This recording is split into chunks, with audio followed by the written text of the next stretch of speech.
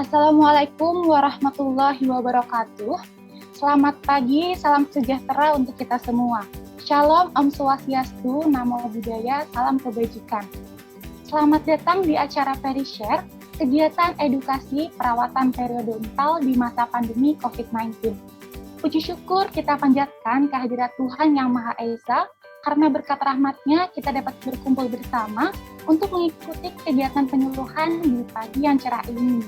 Saya ingin mengucapkan selamat datang kepada yang terhormat Dr. Gigi Setiawan Wicaksana, spesialis ortodontia selaku PDGI Cabang Kota Depok, yang terhormat Dr. Gigi Natalina, spesialis periodontia konsultan selaku Wakil Ketua IPERI Komda Jaya, yang terhormat Dr. Gigi Robert Lesang, spesialis periodontia konsultan selaku Kepala Departemen Periodontia FKG UI, yang terhormat Dr. Gigi Benso Sulijaya, spesialis periodontia konsultan PhD, selaku Ketua Panitia Penyuluhan, yang terhormat para dosen dan PPDGS Departemen Periodontia FKG UI, serta para peserta yang telah bergabung di forum ini. Izinkan saya untuk memperkenalkan diri terlebih dahulu. Saya Sarah Sania, mahasiswi Fakultas Kedokteran Gigi Universitas Indonesia, sekaligus yang akan menjadi pembawa acara pada pagi hari ini.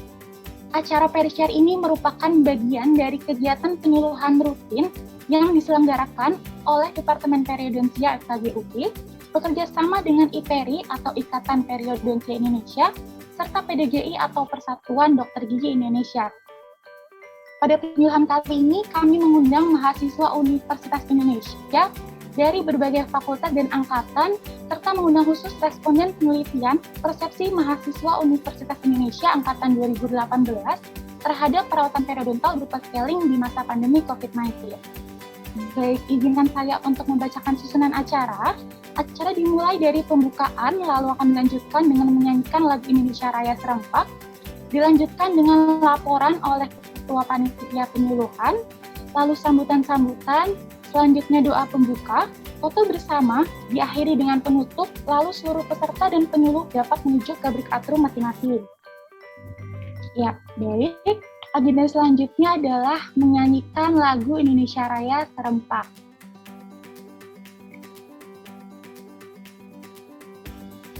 Pada panitia, dipersilakan.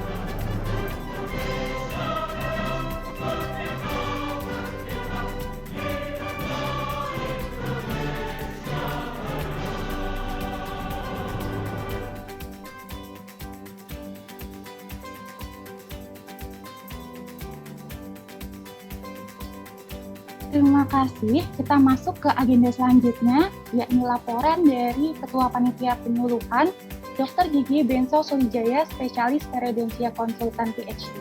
Kepada Dok Benso, dipersilakan. Baik, terima kasih. Assalamualaikum warahmatullahi wabarakatuh. Selamat pagi, salam sejahtera untuk kita semua. Yang saya hormati Ketua PDGI Cabang Kota Depok, Dr. Gigi Setiawan Wicaksana, Spesialis Ortodonsia, Ketua IPRI Komda Jaya, Dr. Gigi Maya A.Y. Lewerisa, Spesialis Periodontia, yang pada pagi hari ini diwakili oleh Dr. Gigi Natalina, Spesialis Periodontia Konsultan. Selamat pagi kepada Kepala Departemen Periodontia FKG UI, Dr. Gigi Robert Nasang, Spesialis Periodontia Konsultan, para guru besar beserta staf Periodontia FKG UI yang saya cintai, Presiden Periodontia FKG UI dan tim panitia yang saya banggakan, adik bimbingan skripsi Adinda Sarasania, serta adik-adik mahasiswa Universitas Indonesia dari berbagai fakultas yang saya sayangi. Selamat pagi dan selamat datang pada kegiatan pengabdian kepada masyarakat yang pada hari ini diselenggarakan secara daring. Kegiatan pengabdian kepada masyarakat ini merupakan kegiatan rutin yang dilakukan oleh Departemen Periodontia FKG UI sebagai salah satu bentuk implementasi dari kegiatan Tridharma Perguruan Tinggi. Acara ini dipersiapkan dengan sangat baik dan matang dalam rangka memberikan edukasi kepada mahasiswa mengenai pentingnya menjaga kesehatan jaringan periodontal atau jaringan gusi, khususnya di masa pandemi. Kegiatan ini merupakan feedback dari penelitian Adinda Sarah terkait skripsinya mengenai persepsi perawatan periodontal di masa pandemi COVID-19.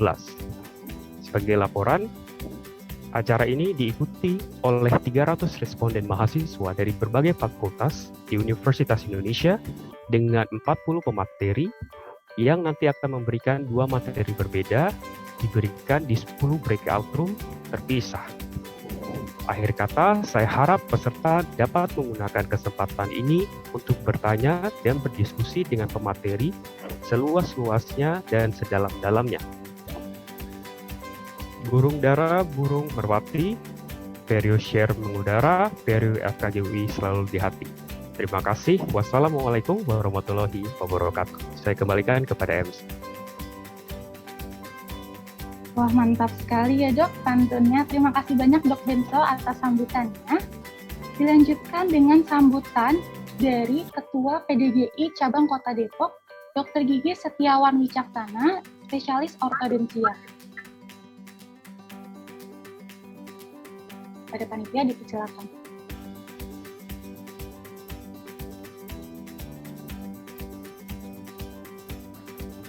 Assalamualaikum warahmatullahi wabarakatuh. Selamat pagi, salam sejahtera untuk kita semua. Yang terhormat Dr. Gigi Robert Nasang, Studio Konsultan selaku Kepala Departemen Periodontia FKG UI.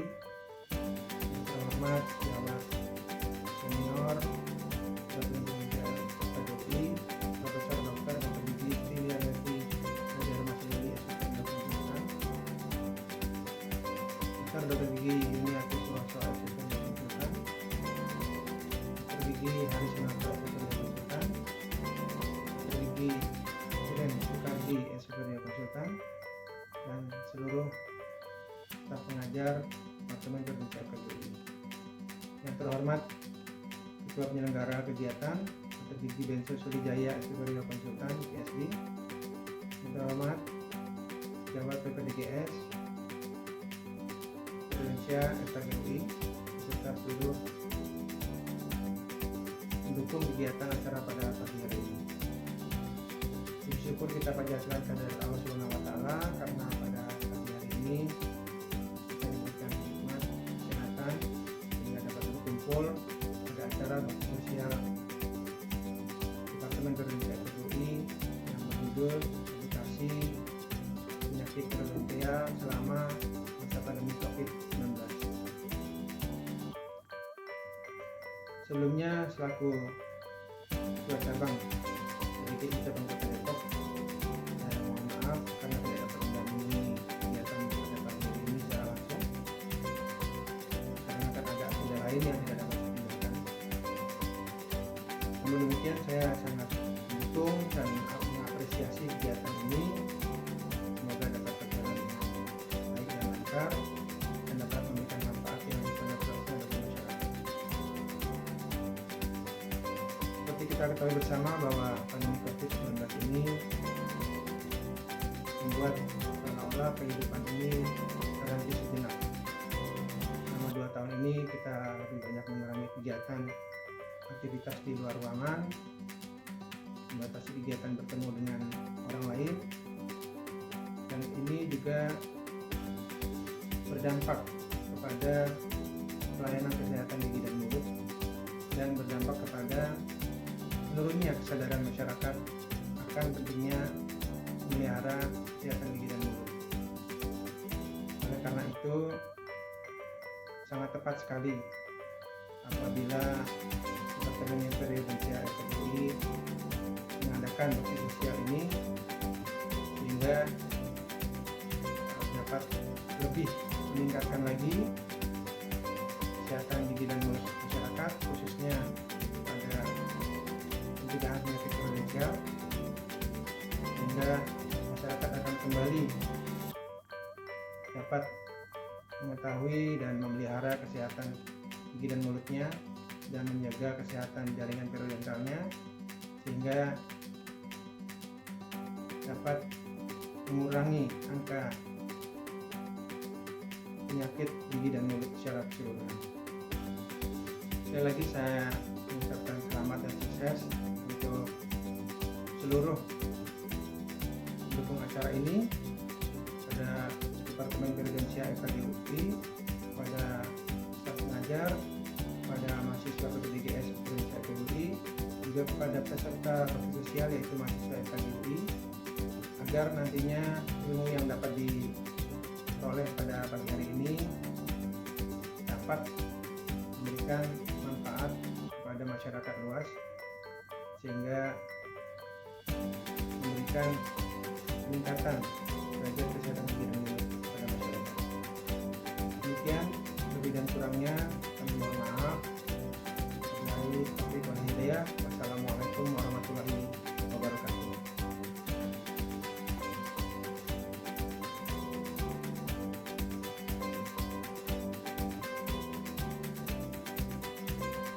Baik, terima kasih banyak Dok Setiawan atas sambutannya. Sambutan selanjutnya akan disampaikan oleh Dr. Gigi Natalina, spesialis periodontia konsultan, sebagai Wakil Ketua IPERI Pamda Jaya. Pada Dok Natalina dipersilakan. Terima kasih Sarah. Assalamualaikum warahmatullahi wabarakatuh. Salam sejahtera untuk kita semua. Sebelumnya saya menyampaikan mohon maaf dari Dr. Maya selaku Ketua IPERI Komda Jakarta karena ada sesuatu hal yang beliau tidak bisa menghadiri kegiatan ini. Yang saya hormati Ketua PDGI Cabang Depok Dr. Setiawan spesialis ortodonti, Ketua Departemen Perio Dr. Robert Lesang spesialis perio konsultan, Ketua Panitia Dr. Benso Sulijana spesialis periodontia konsultan, dan adik-adik mahasiswa Universitas Indonesia dan seluruh panitia dan juga penyuluh pada acara seminar pada webinar Baksos webinar pada pagi ini. Kami sebagai organisasi periodontia yaitu di Jakarta yang sebetulnya adalah mewakili dari seluruh spesialis periodontia di Indonesia, sangat mendukung kegiatan webinar atau baksos yang berhubungan dengan penyuluhan terhadap masyarakat tentang kesehatan periodontia. Dan yang tentunya seperti kita ketahui dengan kondisi yang pandemi COVID ini, semua kegiatan boleh dikatakan untuk tatap muka itu ditiadakan ya, atau betul-betul ditunda untuk waktu yang kita semua tidak ketahui. Namun demikian kita ketahui bahwa penyakit itu tetap ada di dalam masyarakat, sehingga setiap orang memerlukan baik pengobatan maupun informasi bagaimana mereka dapat memenuhi kebutuhan tentang pelayanan kesehatan atau info kesehatan. Dan pada pagi ini saya lihat bahwa kegiatan yang berhubungan dengan kesehatan gigi dan mulut, terutama dengan kesehatan periodontal, itu bisa kita share kepada masyarakat, terutama di mahasiswa Universitas Indonesia, yang dengan sendirinya yang nantinya akan menjadi tumpuan kita yang dapat menjadi di kemudian hari yang akan menempati mungkin posisi yang penting di dalam masyarakat, sehingga informasi ini bisa terus-menerus berkembang atau dilanjutkan ke masyarakat lain, baik dalam keluarga maupun di lingkungan, baik lingkungan tempat tinggal maupun tempat di mana akhirnya mereka akan bekerja. Demikian sambutan dari saya, dan selamat sekali lagi kepada panitia, kemudian kepada seluruh penyuluh yang telah melakukan kegiatan ini. Semoga apa yang kita kerjakan bermanfaat untuk kita semua, untuk masyarakat, dan tentunya untuk terutama untuk adik-adik yang mahasiswa Universitas Indonesia. Terima kasih, salam sejahtera untuk kita semua dan selalu sehat. Terima kasih. Saya kembalikan ke Sarah. Baik, terima kasih banyak Dr. Natalina atas sambutannya. Dilanjutkan dengan sambutan dari Kepala Departemen Periodonsia FKG UI, Dr. Gigi Robert Lesang, Spesialis Periodonsia Konsultan. Kepada Dok Robi, dipersilakan. Terima kasih. Assalamualaikum warahmatullahi wabarakatuh. Selamat pagi, salam sejahtera untuk kita semua. Yang saya hormati Ketua PDGI Cabang Kota Depok, Dr. Gigi Setiawan Wicaksono, Spesialis Ortodonsia. Ketua IPERI Komda Jaya yang dalam hal ini diwakili oleh Dr. Gigi Natalina, Spesialis Perio Konsulen. Ketua Panitia Dr. Gigi Benso Sulijaya, Spesialis Periodontal Konsulen PhD. Yang saya hormati seluruh peserta bakti sosial pada hari ini, para staf pengajar, profesor, dan dokter di lingkungan Departemen Periodonsia. Segala puji dan syukur kita panjatkan kehadirat Allah Subhanahu wa Ta'ala, karena pada hari ini kita dapat berkumpul dalam acara ini dalam keadaan sehat, dan atas perkenannya acara besar ini dapat kita laksanakan bersama. Kegiatan bakti sosial merupakan agenda rutin yang dilakukan oleh Departemen Periodonsia, bekerja sama dengan IPERI dan juga bekerja sama dengan PDGI setempat di mana kegiatan tersebut dilaksanakan. Pada kegiatan kali ini berupa penyuluhan mengenai edukasi perawatan periodontal di masa pandemi COVID-19. Acara ini, bakti sosial ini masih dilakukan secara daring karena memang masih dalam situasi pandemi. Namun kami berharap tidak mengurangi manfaat dan tujuan dari acara ini. Akhir kata saya ucapkan terima kasih untuk seluruh peserta, adik-adik mahasiswa, kemudian seluruh pihak yang telah membantu bagi terwujudnya acara bakti sosial ini. Juga kepada seluruh panitia, saya ucapkan selamat dan sukses. Semoga kegiatan bakti sosial ini dapat bermanfaat untuk kita semua dan masyarakat pada umumnya. Demikian yang dapat kami sampaikan. Mohon maaf apabila ada kekurangan dalam acara ini. Terima kasih. Salam sejahtera, salam sehat untuk kita semua. Waalaikumsalam warahmatullahi wabarakatuh.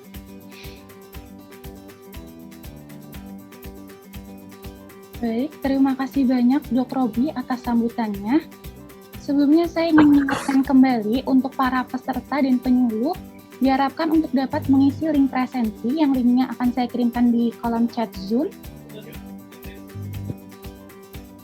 Ya, dapat mengisi di bit.ly/presensi perishare. Sekali lagi, yang belum mengisi presensi, dapat mengisi presensi kehadiran di bit.ly/presensi perishare. Baik, sebelum memulai acara, langkah baiknya diawali dengan doa agar kegiatan kita dapat berjalan dengan lancar. Kita masuk ke sesi doa pembuka yang akan dibawakan oleh Dr. Gigi Dimas Ilham Hutomo, Spesialis Periodontia. Kepada Dok Dimas, dipersilakan. Terima kasih kepada MC. Assalamualaikum warahmatullahi wabarakatuh.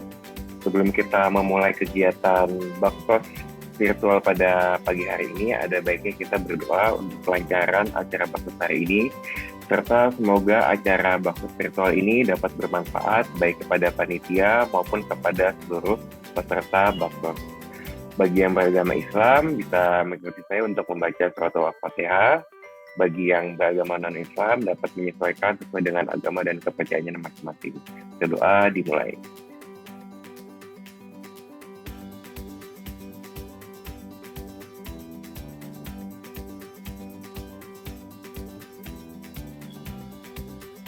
Amin. Berdoa selesai, saya kembalikan kepada MC. Terima kasih. Wassalamualaikum warahmatullahi wabarakatuh. Baik, terima kasih banyak Dr. Dimas. Selanjutnya adalah sesi foto bersama. Untuk seluruh peserta dan penyuluh yang hadir dalam forum dapat menyalakan kamera dengan telah menggunakan virtual background yang sudah diberikan. Saya akan tunggu selama 2 menit mungkin ya untuk persiapan on cam, dan untuk panitia yang bertugas dokumentasi diharapkan untuk bersiap.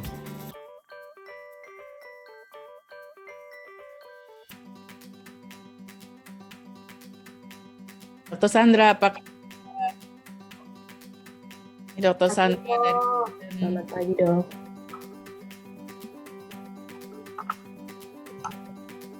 Oke. Selamat pagi kepada dokter penyuluh, Prof. Leli, Dr. Sandra yang jauh ya, Dok ya. Dan Dr. BK. Perkenalkan, saya Maria yang akan memandu pada BOR 9. Oke. Selamat pagi kepada adik-adik semua, terima kasih sudah hadir. Semoga kita semua dalam keadaan sehat dan berbahagia pada pagi ini. Pagi ini kita akan belajar dan mengetahui apa itu penyakit gusi dan bagaimana cara pencegahannya. Juga perawatan-perawatan periodontal di masa pandemi COVID-19 ini. Sebelum memulai acara, dimohon untuk adik-adik dan para dokter penyuluh untuk mengisi presensi di link yang sudah di-share. Kemudian juga sebelum mengawali kegiatan ini, mari kita foto bersama. mohon bisa menyalakan videonya ya supaya kita bisa saling kenal. Oke. Terima kasih.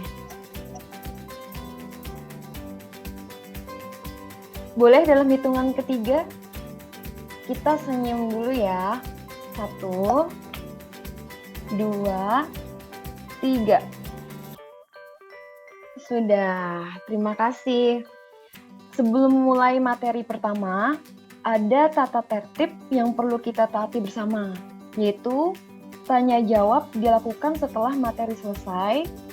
Gunakan fitur raise hand sebelum adik-adik bertanya, dan pastikan mikrofon kita tidak aktif saat materi berlangsung atau pada saat penyuluh melakukan presentasi. Oke, kita bisa mulai.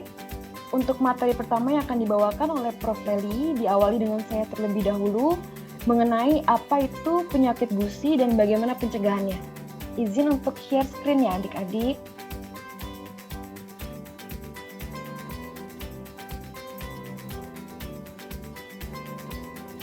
Apakah sudah bisa dilihat?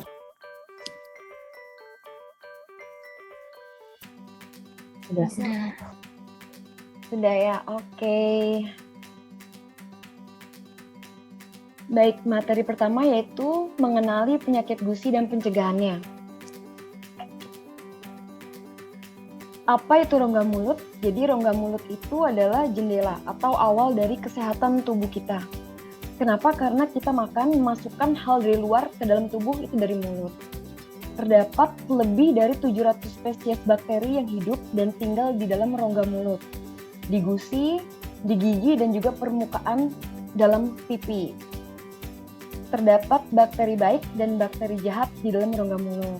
Itu sebabnya penting untuk kita makan makanan bergizi, karena makanan yang bergizi ini mempengaruhi berbagai spesies dalam rongga mulut kita. Makanan-makanan bergizi seperti buah, sayur, dan kaya akan antioksidan ini dapat mempengaruhi energi dan metabolisme tubuh dan menghambat pertumbuhan bakteri jahat seperti spesies bakteri Porphyromonas bundipalis Actinomycetes comitans, dan juga Prevotella intermedia. Nah, apabila bakteri-bakteri jahat mendominasi di dalam rongga mulut, maka akan menyebabkan penyakit gusi. Apa itu penyakit gusi? Penyakit gusi adalah penyakit yang dapat menyebabkan radang pada gusi dan tulang penyangga gigi. Bakteri-bakteri jahat ini ada banyak dalam plak gigi. Kondisi radang pada gusi ini juga dapat menjadi semakin parah bila ternyata ada penyakit sistemik dalam tubuh kita, seperti penyakit jantung, diabetes atau gula, penyakit pencernaan, dan lainnya. Di sini bisa kita lihat perbedaan gusi sehat dan gusi yang meradang. Gambar satu ini gusinya sehat. Gusinya warnanya merah ya, merah sebetulnya merah pucat. Terus juga tidak ada pembengkakan. Sementara gusi yang di sebelah sini, gambar kedua gusinya terlihat membengkak dan terdapat membulat-bulat seperti ini. Nah, ini ciri-ciri atau penampakan dari gusi yang terserang penyakit gusi. Lalu,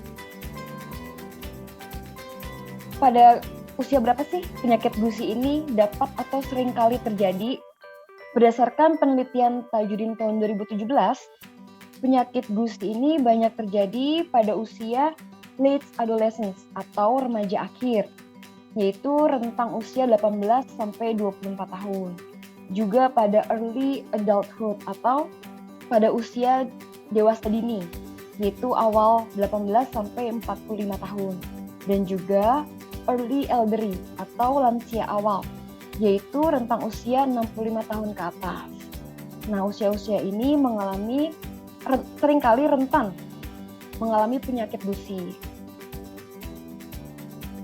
Next, berdasarkan grafik ini, seenggaknya terdapat 77,3%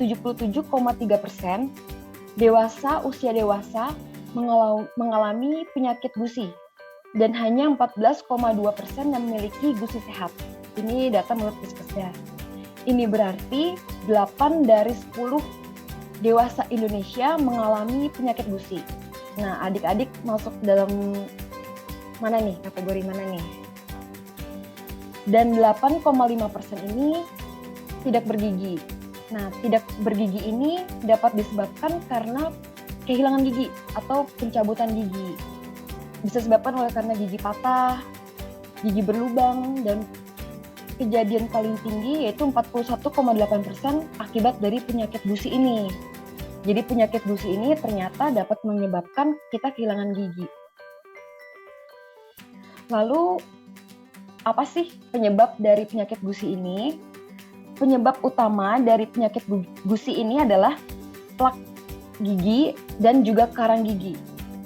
Karang gigi itu yang berwarna putih kekuningan, lama-kelamaan kan warnanya akan berubah menjadi coklat. Adanya itu seringnya di sela-sela gusi. Ini karang gigi ini dia keras dan tidak bisa hilang meski sudah sikat gigi. Nah, karang gigi ini adalah sisa-sisa makanan yang mengeras dan menempel erat pada gigi. Di dalam plak terdapat banyak sekali bakteri-bakteri jahat yang dapat menjadi penyebab dari penyakit gusi.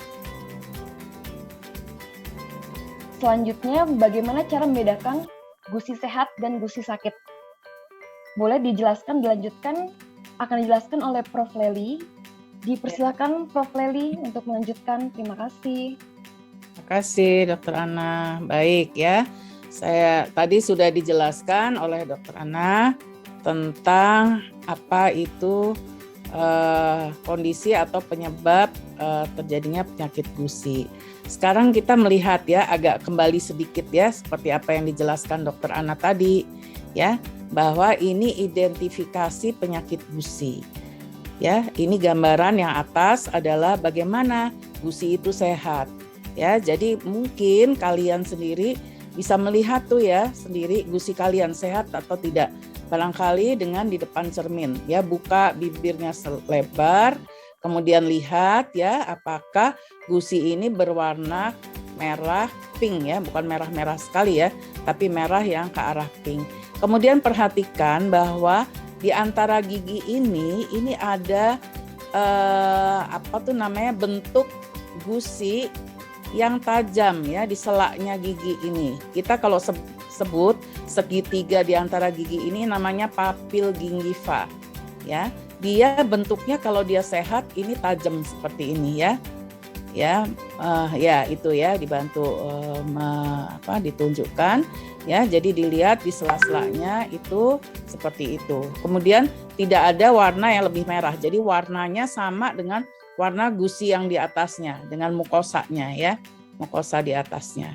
Nah, ini kalau gambarannya sudah ada radang gusi di sini, kalian bisa lihat yang gambar bawah ya kiri, itu lihat tuh. Di papil gingiva yang di segitiga antara gigi tersebut itu ada pembengkakan, sedikit pembengkakan, kemudian warnanya agak kemerahan. Ya, itu tanda-tanda awal dari peradangan gusi. Nah, kemudian kalau sudah lanjut, nah seperti inilah ya tampaknya. Jadi di sini gusinya naik ya kalau untuk gigi atas, kalau bawah gusinya turun sehingga sebetulnya akar giginya itu terlihat. Ya, tapi di sini akar gigi ini tidak tampak karena tertutup oleh karang gigi. Ya, jadi kalau tadi dijelaskan tentang plak itu adalah endapan dari air liur yang ditumbuhi atau di cover diliputi oleh bakteri ya. Kalau dia lama tidak dibersihkan, mungkin kita menyikat giginya kita kurang sempurna, maka dia akan mengeras menjadi karang gigi seperti ini. Ya, baik lanjut silakan. Nah, di sini dilihat ini tadi bagaimana tanda-tanda atau gejala dari radang gusi. Gusinya kemerahan.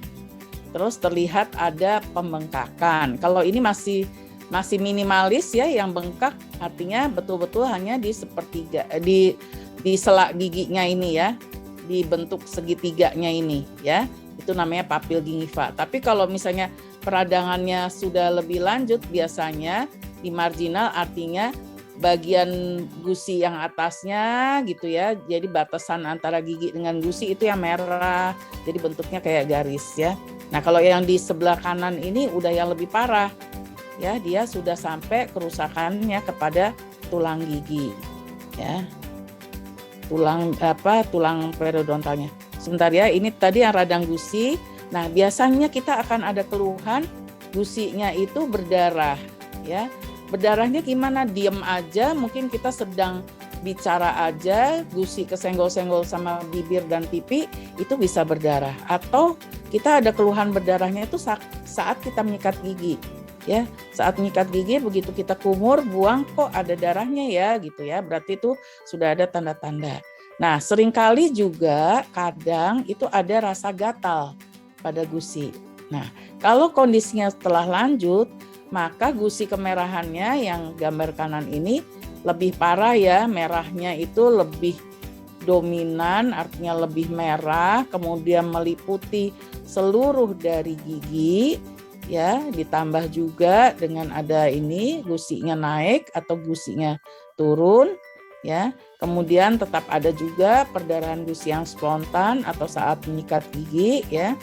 Tapi ini dilihat dibandingkan antara kiri dan kanan gambarnya. Kalau yang kiri baru di radang gusinya saja, hanya meliputi gusinya saja. Tetapi kalau yang penyakit gusi lanjut, ini sudah ke dalam, artinya sudah sampai ke tulang penyangganya, ya. Sehingga di sini kalau gusinya turun atau gusinya naik, akar giginya terlihat, maka keluhannya bisa, oh iya, kenapa gigi saya terasa lebih panjang ya? Kemudian dia giginya goyang gitu ya. Goyang tuh kenapa? Karena tulang yang menyangga gigi sebagian sudah tidak ada. Sehingga dia sudah tidak kuat disangga oleh penyangganya. Ya. Nah, seringkali gini juga disertai rasa nyeri. Nyeri artinya ngilu gitu ya, bisa ngilu karena akar giginya terbuka ya. Akar gigi itu tidak ada emailnya sehingga ngilu. Berbeda rasa ngilunya dengan rasa ngilu kalau giginya berlubang. Kalau giginya berlubang, ngilunya ngilu banget gitu ya. Tapi kalau ini lebih tumpul rasa ngilunya. Ada berbeda ya, seperti itu. Dan silakan lanjut. Nah, dampak dari penyakit gusi itu bisa sampai ke tubuh, artinya menyeluruh ke organ kita ya. Sehingga di sini ditekankan bahwa lebih baik kita mengetahui sebelumnya bagaimana tanda-tandanya, kemudian kita bisa mencegah penyakit ini bertambah lanjut ya, atau dengan misalnya pembersihan dari giginya, maka itu juga sudah merupakan suatu pengobatan. Nah, dampaknya bagi tubuh itu apa aja? Di sini ya, penyakit periodontal itu berpengaruh pada tingkat kualitas hidup. Artinya kalau gusinya atau giginya sudah tidak baik kondisinya, tentu saja kita makan juga nggak enak. Apalagi kalau udah sampai giginya goyang gitu ya. Makan tentu saja kan nggak nyaman, mengunyahnya nggak bisa lembut seperti itu. Nah, keadaan yang lebih lanjut itu bisa sampai juga atau mempengaruhi ke penyakit jantung. Ya, orang akan yang punya penyakit periodontal itu berisiko menderita penyakit jantung ya, karena peredaran darah itu kan sama ya seluruh tubuh ya. Artinya kalau ada infeksi di mulut, di gigi, maka bisa berpengaruh ke seluruh tubuh. Kemudian juga dengan proses pernafasannya.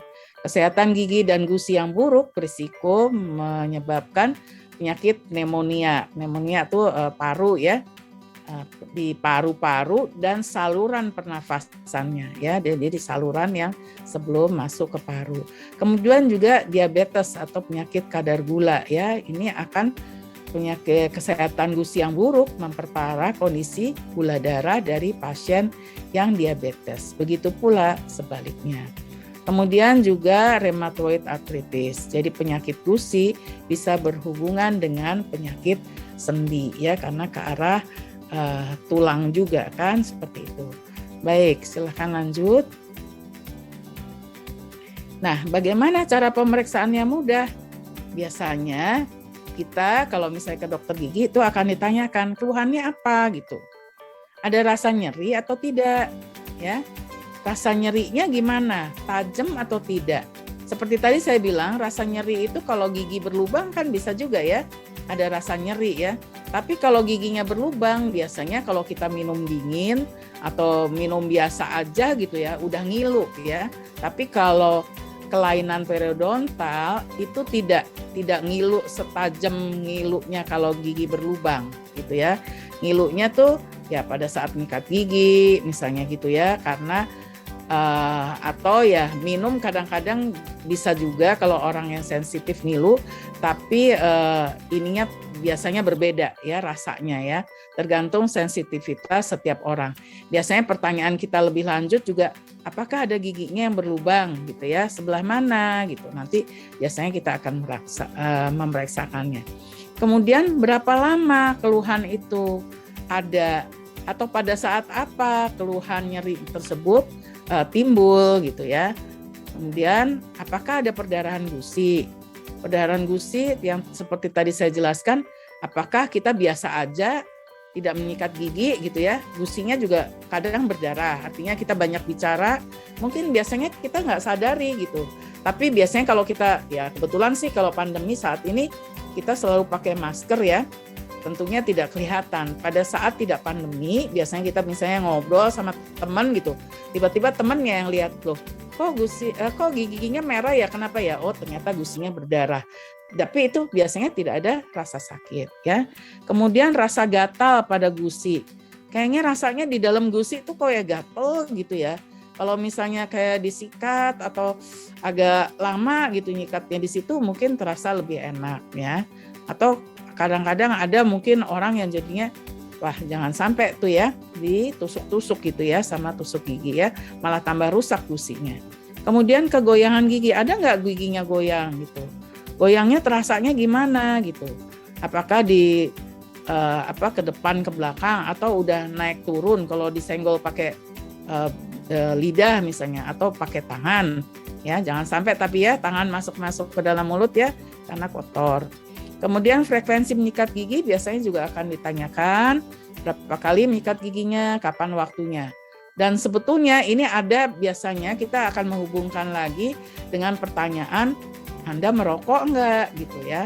Kalau misalnya merokok, sejak kapan merokok gitu ya. Kadang kan anak-anak bisa ada yang dari mulai SMP sudah merokok, berapa banyak rokoknya sebatang. Nah ini akan berpengaruh juga kepada kelainan periodontal. Kemudian kalau misalnya dokter gigi sudah memeriksa, biasanya yang diperiksa adalah giginya nih berlubang, ada nggak ya lubang gitu ya tadi. Kemudian gusinya bengkak apa enggak? Ya, pembengkakannya gimana? Apakah tadi hanya di papil saja di segitiga gusinya atau sudah menyeluruh gitu? Atau ada gigi yang mau tumbuh? Mungkin di antara kalian ini kan sekitar usia 19-an, 20 ya. Kadang gigi yang paling belakang tuh mau tumbuh, itu bisa juga dia gusinya berdarah, kemudian rasa sakit ya. Atau ini kalau anak-anak ya biasalah kalau anak kecil, tapi kalau di kalian mungkin biasanya gigi bungsunya mau tumbuh. Kemudian perdarahan gusi, bagaimana perdarahan gusinya ya? Apakah senggol sedikit aja sudah berdarah atau agak lama dia baru berdarahnya hanya 1 titik atau perdarahan nyebar, itu ada frekuensinya sendiri-sendiri. Makin mudah dia perdarahan, sebetulnya itu merupakan tanda bahwa makin parah sebetulnya kondisinya. Nah, kemudian kalau kegoyangan gigi bagaimana gitu?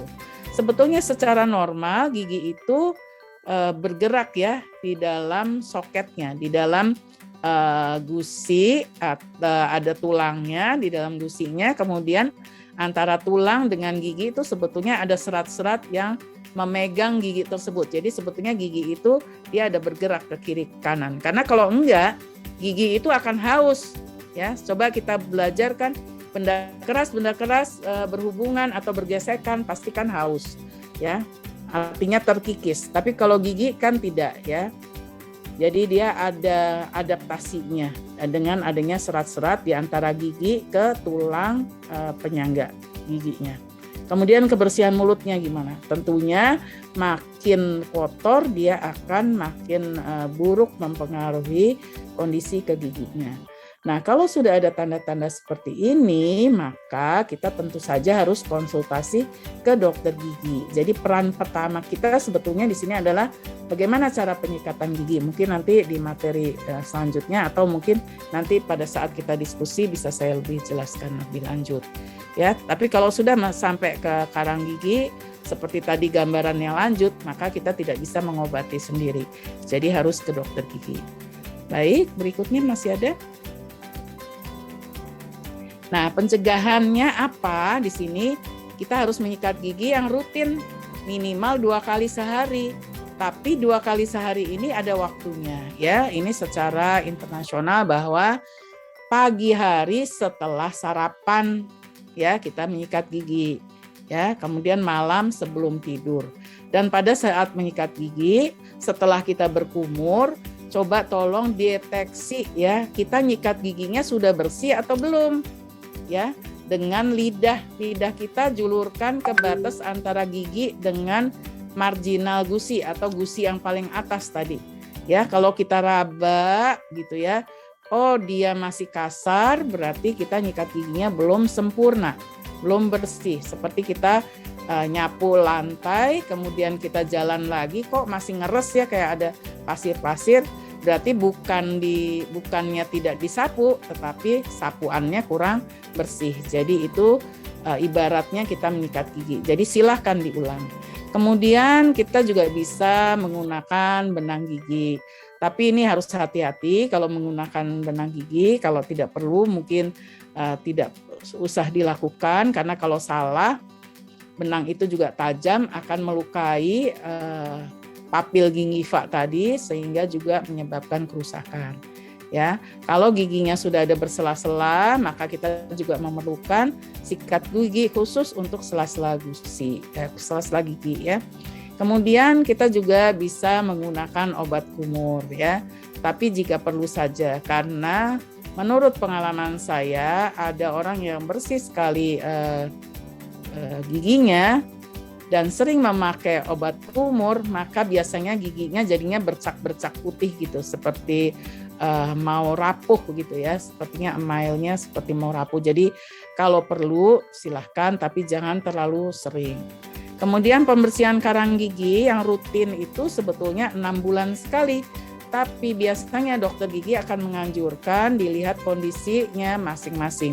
Kalau karang gigi cepat terbentuk, gusinya mudah berdarah, membengkak, maka mungkin kontrol periodiknya bisa lebih cepat dari 6 bulan, tergantung kondisi. Nah, kemudian ini dental check up rutin ke dokter gigi perlu dilakukan, paling tidak tadi 6 bulan sekali. Konsumsi makanan yang bernutrisi, yang seimbang, terlalu banyak juga tidak baik. Ya, makanya di sini ditulis harus seimbang. Ya, baik, lanjut. Nah, ini gambar sebelum pandemi, saya agak lupa ini tahun 2019 atau ya. Pada waktu kami tim Perio UI ini baksos di SD di daerah Depok ini. Ya, ada saya di ujung kiri sana, yang belakang tuh kelihatan kepalanya sedikit ketutupan ya. Ya, ketutupan anak-anak ya, senang sekali mereka belajar menyikat gigi, kita senam bersama ya. Mudah-mudahan lain kali kita bisa bertemu di acara luring, jadi bukan daring ya, supaya kita sehat bersama-sama. Tadi itu lagu-lagunya juga seru banget ya. Musik pengantarnya tim baksos hari ini, rasanya saya pengen joget tuh tadi jadinya ya, rasanya pengen joget rame-rame ya. Oke, mau merah segala macam. Iya, terima kasih. Ada lagi Dokter Ana? Iya, terima kasih Prof. Semoga pandemiknya segera selesai, jadi kita bisa offline lagi ya Prof ya, dan dokter lain. Terima kasih ya semua perhatiannya. Selamat pagi. Terima Nanti kasih Prof. Ya. Iya, baik. Terima kasih Prof. Leli untuk penjelasannya menarik. Materi selanjutnya mengenai perawatan periodontal di masa pandemi COVID-19 ini. Dipersilakan kepada Dokter Sandra untuk membawakan materi. Ini Dokter Sandra ini dari London ya. Jauh ya dokter. Dari jauh, sedang sekolah di senang sekali nih, saya juga nggak pernah ketemu Dokter Sandra. Iya, sudah 2 tahun ya Prof. Nggak ketemu. Belum pandemi berangkatnya. Ya Allah, Masya Allah. Ya, sehat selalu ya Dokter Sandra. Terima kasih Prof. Terima kasih Dokter Ana dan Dokter Beka, juga adik-adik. Ini saya kan kameranya nggak pada nyala nih ya, jadi kita nggak bisa ngeliat. Tapi beberapa ada yang kelihatan. Ini saya menyambung penjelasan Prof. Leli yang luar biasa lengkap, melengkapi. Mudah-mudahan nanti adik-adik punya insight mengenai gimana sih caranya merawat periodontal. Kita udah pada paham ya periodontal itu apa di masa pandemi COVID-19 gitu. Silakan Dokter Ana selanjutnya. Oke, ini ingetin aja karena kan tadi Prof. Leli dan Dokter Ana sudah sempat menyebutkan bahwa sebenarnya kenapa sih adik-adik harus bukan adik-adik aja, kita semua gitu harus memperhatikan periodontal ini, penyakit ini gitu, karena ternyata kalau dilihat prevalensi angkanya itu tuh berkembang dari tahun ke tahun gitu ya, sekitar 20-50% dari seluruh populasi global dunia itu menderita penyakit periodontal. Jadi kadang-kadang tuh kita pasti mikirnya kayaknya aku nggak kayak gitu deh gusinya gitu, yang parah gitu ya ngelihatnya. Tapi ternyata karena penyakit periodontal ini, penyakit gusi ini dia bertahap ya, dari ringan sampai yang berat gitu. Nah, sekitar 20-50% itu kita dari seluruh populasi global itu menderita. Jangan-jangan ada nih penyakitnya di mulutnya adik-adik gitu. Nah, menurut The Global Burden of Disease Study tahun 2016, penyakit periodontal ini menempati urutan ke-11 penyakit dengan prevalensi tertinggi di dunia. Dan menurut data riset kesehatan dasar tahun 2018 dari Kemenkes, bahwa prevalensinya itu berupa di Indonesia nih yang ngomongnya 74,1%. Jadi 3/4 penduduk Indonesia nih menderita penyakit periodontitis nih adik-adik gitu. Nah, untuk kelompok usia 15-24 tahun sebesar 67,8%. Kayaknya iya nih, semuanya kalau dicek satu-satu ada kayaknya nih. Silakan lanjut Dokter Ana. Nah, mengulang yang sudah disampaikan Prof. Leli tadi, bahwa definisi penyakit periodontal adalah jadi proses penyakit yang melibatkan jaringan pendukung gigi. Jadi gigi itu bukan cuma gigi yang kelihatan putih aja adik-adik, tapi ada gusinya tadi yang warnanya pink yang Prof. Leli sudah jelaskan normalnya seperti apa. Lalu di sebelah gusinya yang melapisinya ada namanya ligamen periodontal. Jadi kalau kayak naik mobil, kita nyetir mobil, itu kan biar mobilnya bisa jalan, terus kalau ada tanjakan ada shock absorber ya bilangnya ya. Jadi kayak ada pernya, jadi kita punya di gigi punya ligamen periodontal namanya. Lalu ada cementum juga dan ada tulangnya. Jadi si gigi ini nancepnya atau rumahnya itu tulangnya gitu, tulang alveolar. Nah, sebenarnya penyebab utama penyakit periodontal itu apa sih? Nah, penyebab utamanya nih yang the star of the disease itu adalah plak dan kalkulus gitu. Tadi Prof. udah sempat bilang plak seperti apa, kalkulus seperti apa, nanti ada lagi nih fotonya. Nah, faktor risikonya apa? Ternyata faktor risikonya itu yang paling berpengaruh itu adalah oral hygiene, di mana kita kalau kita kurang bersih menyikat giginya, kurang atau pasti kayak lagi ada deadline nih gitu, apalagi mahasiswa ya, terus lupa deh sikat gigi malam gitu kan, udah pagi aja tiba-tiba. Nah itu kita skip sikat gigi gitu.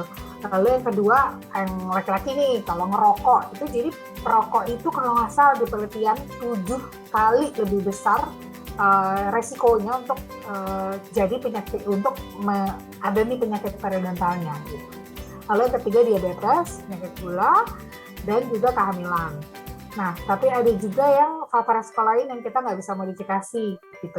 Jadi semakin kita usia itu semakin ada resiko untuk terkena penyakit ini. Tadi kan sudah disampaikan di diagram yang disampaikan Dr. Ana. Lalu yang kedua herediter atau beberapa yang memang termasuk penyakit atau kelainan genetik yang memang menyebabkan terjadinya penyakit ini. Gitu. Lanjut Dr. Ana. Nah, tadi kan Prof. Leli sempat menjelaskan ya dengan detail penyakit periodontal tuh sebenarnya dasarnya ada 2 nih. Adik-adik ngomongin jangan adik-adik, teman-teman kali ya biar muda gitu ya. Teman-teman gitu. Ada gingivitis sama periodontitis. Sama-sama sedang sekolah Dr. Sandra, jadi teman-teman nggak apa-apa. Jadi boleh ya Prof? Siap Prof. Teman ya, 1 dan teman 3. Jadi ada gingivitis, ada periodontitis gitu. Nah, gingivitis itu gimana sih? Gingivitis itu awalnya teman-teman, lama-lama kalau dibiarkan jadi periodontitis gitu. Jadi ini penyakit yang berkesinambungan. Jadi pertamanya kita kena gingivitis dulu, habis itu kalau nggak diobatin, nggak dirawat, lama-lama jadi periodontitis. Kebayangan ya? Gitu. Nah, kalau kita kena gingivitis saja, berarti yang meradang itu gusinya aja nih yang merah-merah ini teman-teman. Nah, penyakit ini reversible. Jadi kalau kita obati, kita langsung sehat gusinya gitu. Paham nggak? Nah, lama-lama kalau tidak diobati, dia kena nih, kan dalamnya rumahnya gigi tadi kan tulang ya. Periodontalnya kena, jadilah periodontitis. Jadilah tadi Prof. Leli sempat bilang giginya goyang, sampai akhirnya tidak terburuknya ya giginya lepas gitu. Jadi bisa, masa sih dok kita kan ini masih muda banget nih gitu, bisa lepas, ada gitu banyak yang kalau dulu kasus-kasusnya ada yang agresif gitu ya, yang jadi yang muda-muda datang ke kita udah lepas giginya, itu bukan yang nggak mungkin gitu, itu mungkin gitu. Kira-kira singkatnya gitu ya teman-teman. Lanjut Dr. Ana. Nah, tadi Prof. Leli juga sempat bilang nih penyakit periodontal dengan penyakit sistemik itu hubungannya banyak sekali gitu. Jadi teman-teman kalau di sini di Perio FHGUI kita sudah banyak meneliti ya Prof ya, terutama jadi orang-orang yang merawat kesehatan periodontalnya, peduli tentang kesehatan gusinya, ternyata memperkecil resikonya untuk terjadi penyakit jantung gitu ya. Itu yang paling sudah kita teliti dan penelitian itu benar gitu hasilnya, bahwa memang ada hubungan erat dengan penyakit jantung. Ini di seluruh dunia malah. Dr. Chandra, maaf. Ya, Prof. Tadi kan saya menjelaskan tentang jaringan periodontal, tapi nggak ada gambarnya. Ini gambarnya ada di sini. Tolong tunjukin tuh bagian-bagian, bagian-bagian ini nih, gigi ini yang jaringan periodontalnya. Itu kan tadi Ya, saya Prof, bilang betul. terus ada serat-serat itu tolong tunjukkan. Maaf. Siap, Biar Prof. dipaham. Jadi Ya, terima kasih. tadi sempat dibilang sama Prof. Leli bahwa ini kan giginya ya teman-teman. Tadi saya sempat ngomong kan ada shock absorber nih. Ini ceritanya ligamennya nih yang ini. Dr. Ana bisa nunjukin. Dan sementum, kalau sementum nggak kelihatan. Jadi sementum tuh kayak layarnya gitu ya, kayak perkatnya gitu. Nah, sebelahnya tuh ada titik-titik, itu tulangnya teman-teman. Makanya saya bilang tulang alveolar tuh rumahnya gigi gitu, karena memang tempatnya gigi nancep gitu ya, ibaratnya di situ gitu. Nah, jadi balik lagi nih, ternyata penyakit periodontal ini hubungannya dengan penyakit sistemik banyak gitu. Satu, penyakit jantung, yang kedua diabetes, lalu ada Alzheimer juga, dan ada penyakit paru, artritis, dan atau penyakit joint, dan ada juga penyakit ginjal gitu. Nah, yang terbaru selain penyakit jantung, jadi kalau penyakit jantung ini ya Prof. Leli, malah di beberapa negara tuh orang-orang yang punya penyakit jantung dirawat periodontalnya, jadi ini kondisinya bagus gitu teman-teman. Gitu. Apalagi yang sekarang yang muda-muda banyak yang akhirnya kena penyakit jantung gitu. Jadi kenapa jadinya kalau kita merawat gusi dari sekarang itu jadi kita enak gitu ya, memperkecil resikonya gitu teman-teman. Nah, selain itu yang penyakit paru ini kan di COVID-19 beberapa penelitian dari yang dilihat itu ya bahwa orang-orang yang pasien-pasien yang ternyata terkena badai sitokin, jadi sampai menyebabkan kematian di COVID-19 itu dilihat ternyata periodontalnya, kondisi gusinya itu ternyata memang buruk gitu, ada penyakit gusinya di situ, ada penyakit periodontalnya di situ. Jadi beberapa yang nggak parah tidak gitu, ternyata begitu ada. Jadi hubungannya tuh asosiasinya sekarang di beberapa penelitian ya Prof ya, di dunia gitu ya, ini ternyata dengan simpel merawat gigi kita merawat tubuh juga gitu teman-teman. Iya. Orang yang mau sakit kanker aja yang mau diterapi penyinaran radioterapi ya Prof ya. Ya, itu kan juga karena ini merupakan focal infection ya. Jadi mereka juga kan harus merawat dulu gusinya ya, di scaling gitu ya, dengan persetujuan lah, artinya dari dokter yang merawat gitu ya. Betul. Jadi ini sangat penting gitu. Ya, Prof, lanjut ya. Dr. Ana silahkan. Nah, jadi balik lagi ya, ternyata secara umum pencegahan periodontal ini sebenarnya simpel nih teman-teman. Yang perlu dilakukan gampang, tadi Prof. Leli udah sempat bilang ya. Teman-teman kalau tanda-tanda yang satu sakit gusi apa enggak sih? Saya ke dokter gigi karena kan agak sulit ya sekarang misalnya untuk ke dokter gigi, tapi kayaknya udah makin baik ya Prof ya. Alhamdulillah sih kalau kami di praktek ya, maksudnya praktek biasa pribadi itu jumlah pasien udah biasa gitu, artinya balik lagi biasa Prof gitu. Ya sih. Ya Prof. Tapi tetap jadi sudah berhati-hati. Bisa ya Prof ya. Iya. Sekarang ya. Jadi tapi bisa juga nih habis kita selesai acara ini, teman-teman ke kamar mandi ke toilet terus lihat di kaca gitu, satu ngelihatnya ada merah-merah nggak gitu ya, kalau bener nggak nih saya pink nggak, yang kayak Prof. Leli tadi sempat bilang tuh pink cantik gitu, itu gusisnya kayak gitu nggak, itu satu. Kedua, setelah sikat gigi teman-teman kumur kan, habis pakai pasta gigi gitu kan kumur meludah kan. Nah, meludah itu lihat warna kumurannya tuh bener-bener putih nggak, pasta giginya nggak, atau ada campuran pink gitu misalnya, atau merah. Nah itu kayak gitu aja bisa deteksi, kalau pink atau merah tuh berarti saya ada darah yang keluar yang bercampur sama ludah saya nggak sadar, itu tuh udah kunci kayaknya saya ada nih, kalau nggak gingivitis periodontitis nih gitu. Kayaknya harus cepet-cepet cari Dr. Ana, Dr. Beka atau Prof. Leli di Jakarta gitu ya. Gitu teman-teman, kira-kira kita paling mudah. Nah, terus setelah itu kontrol plak untuk menjaga oral hygiene, kontrol faktor resiko, dan prevensi pencegahan oleh profesional. Nah, yang paling simpel ke dokter gigi terus kita di dokter gigi terus ngapain gitu. Jadi kalau profesi kami ini namanya periodontis teman-teman. Kita adalah spesialis periodontia yang memang care sekali sama gusi gitu ya. Tapi teman-teman boleh juga ke dokter gigi umum, misalnya di Depok kita punya RSUI gitu ya, diperiksa dulu, minta tolong cek kesehatan gusinya. Itu bisa dicek teman-teman. Ada namanya alatnya periodontal probe untuk melihat gusi kita sehat atau enggak gitu. Jadi pertama cek dulu kesehatan gusinya gitu ya, minta dokternya atau periodontisnya, dokter gigi spesialisnya. Ya, dokter Ya, Prof. Oh, ada Dokter Benso, betul. Ya, Dokter Selasa di RSUI. Tuh, yang tadi pidato itu yang ganteng. Wah, itu ketua. Tuh, yang mau ketemu ya, Prof. Promo ya. Promo, iya. Lalu, nah, setelah itu pencegah perawatan yang paling simple dan ini bisa dilakukan adalah scaling dan root planning. Pasti kayaknya hampir sebagian besar harusnya sudah pernah ya perawatan pembersihan atau pembersihan karang gigi gitu ya.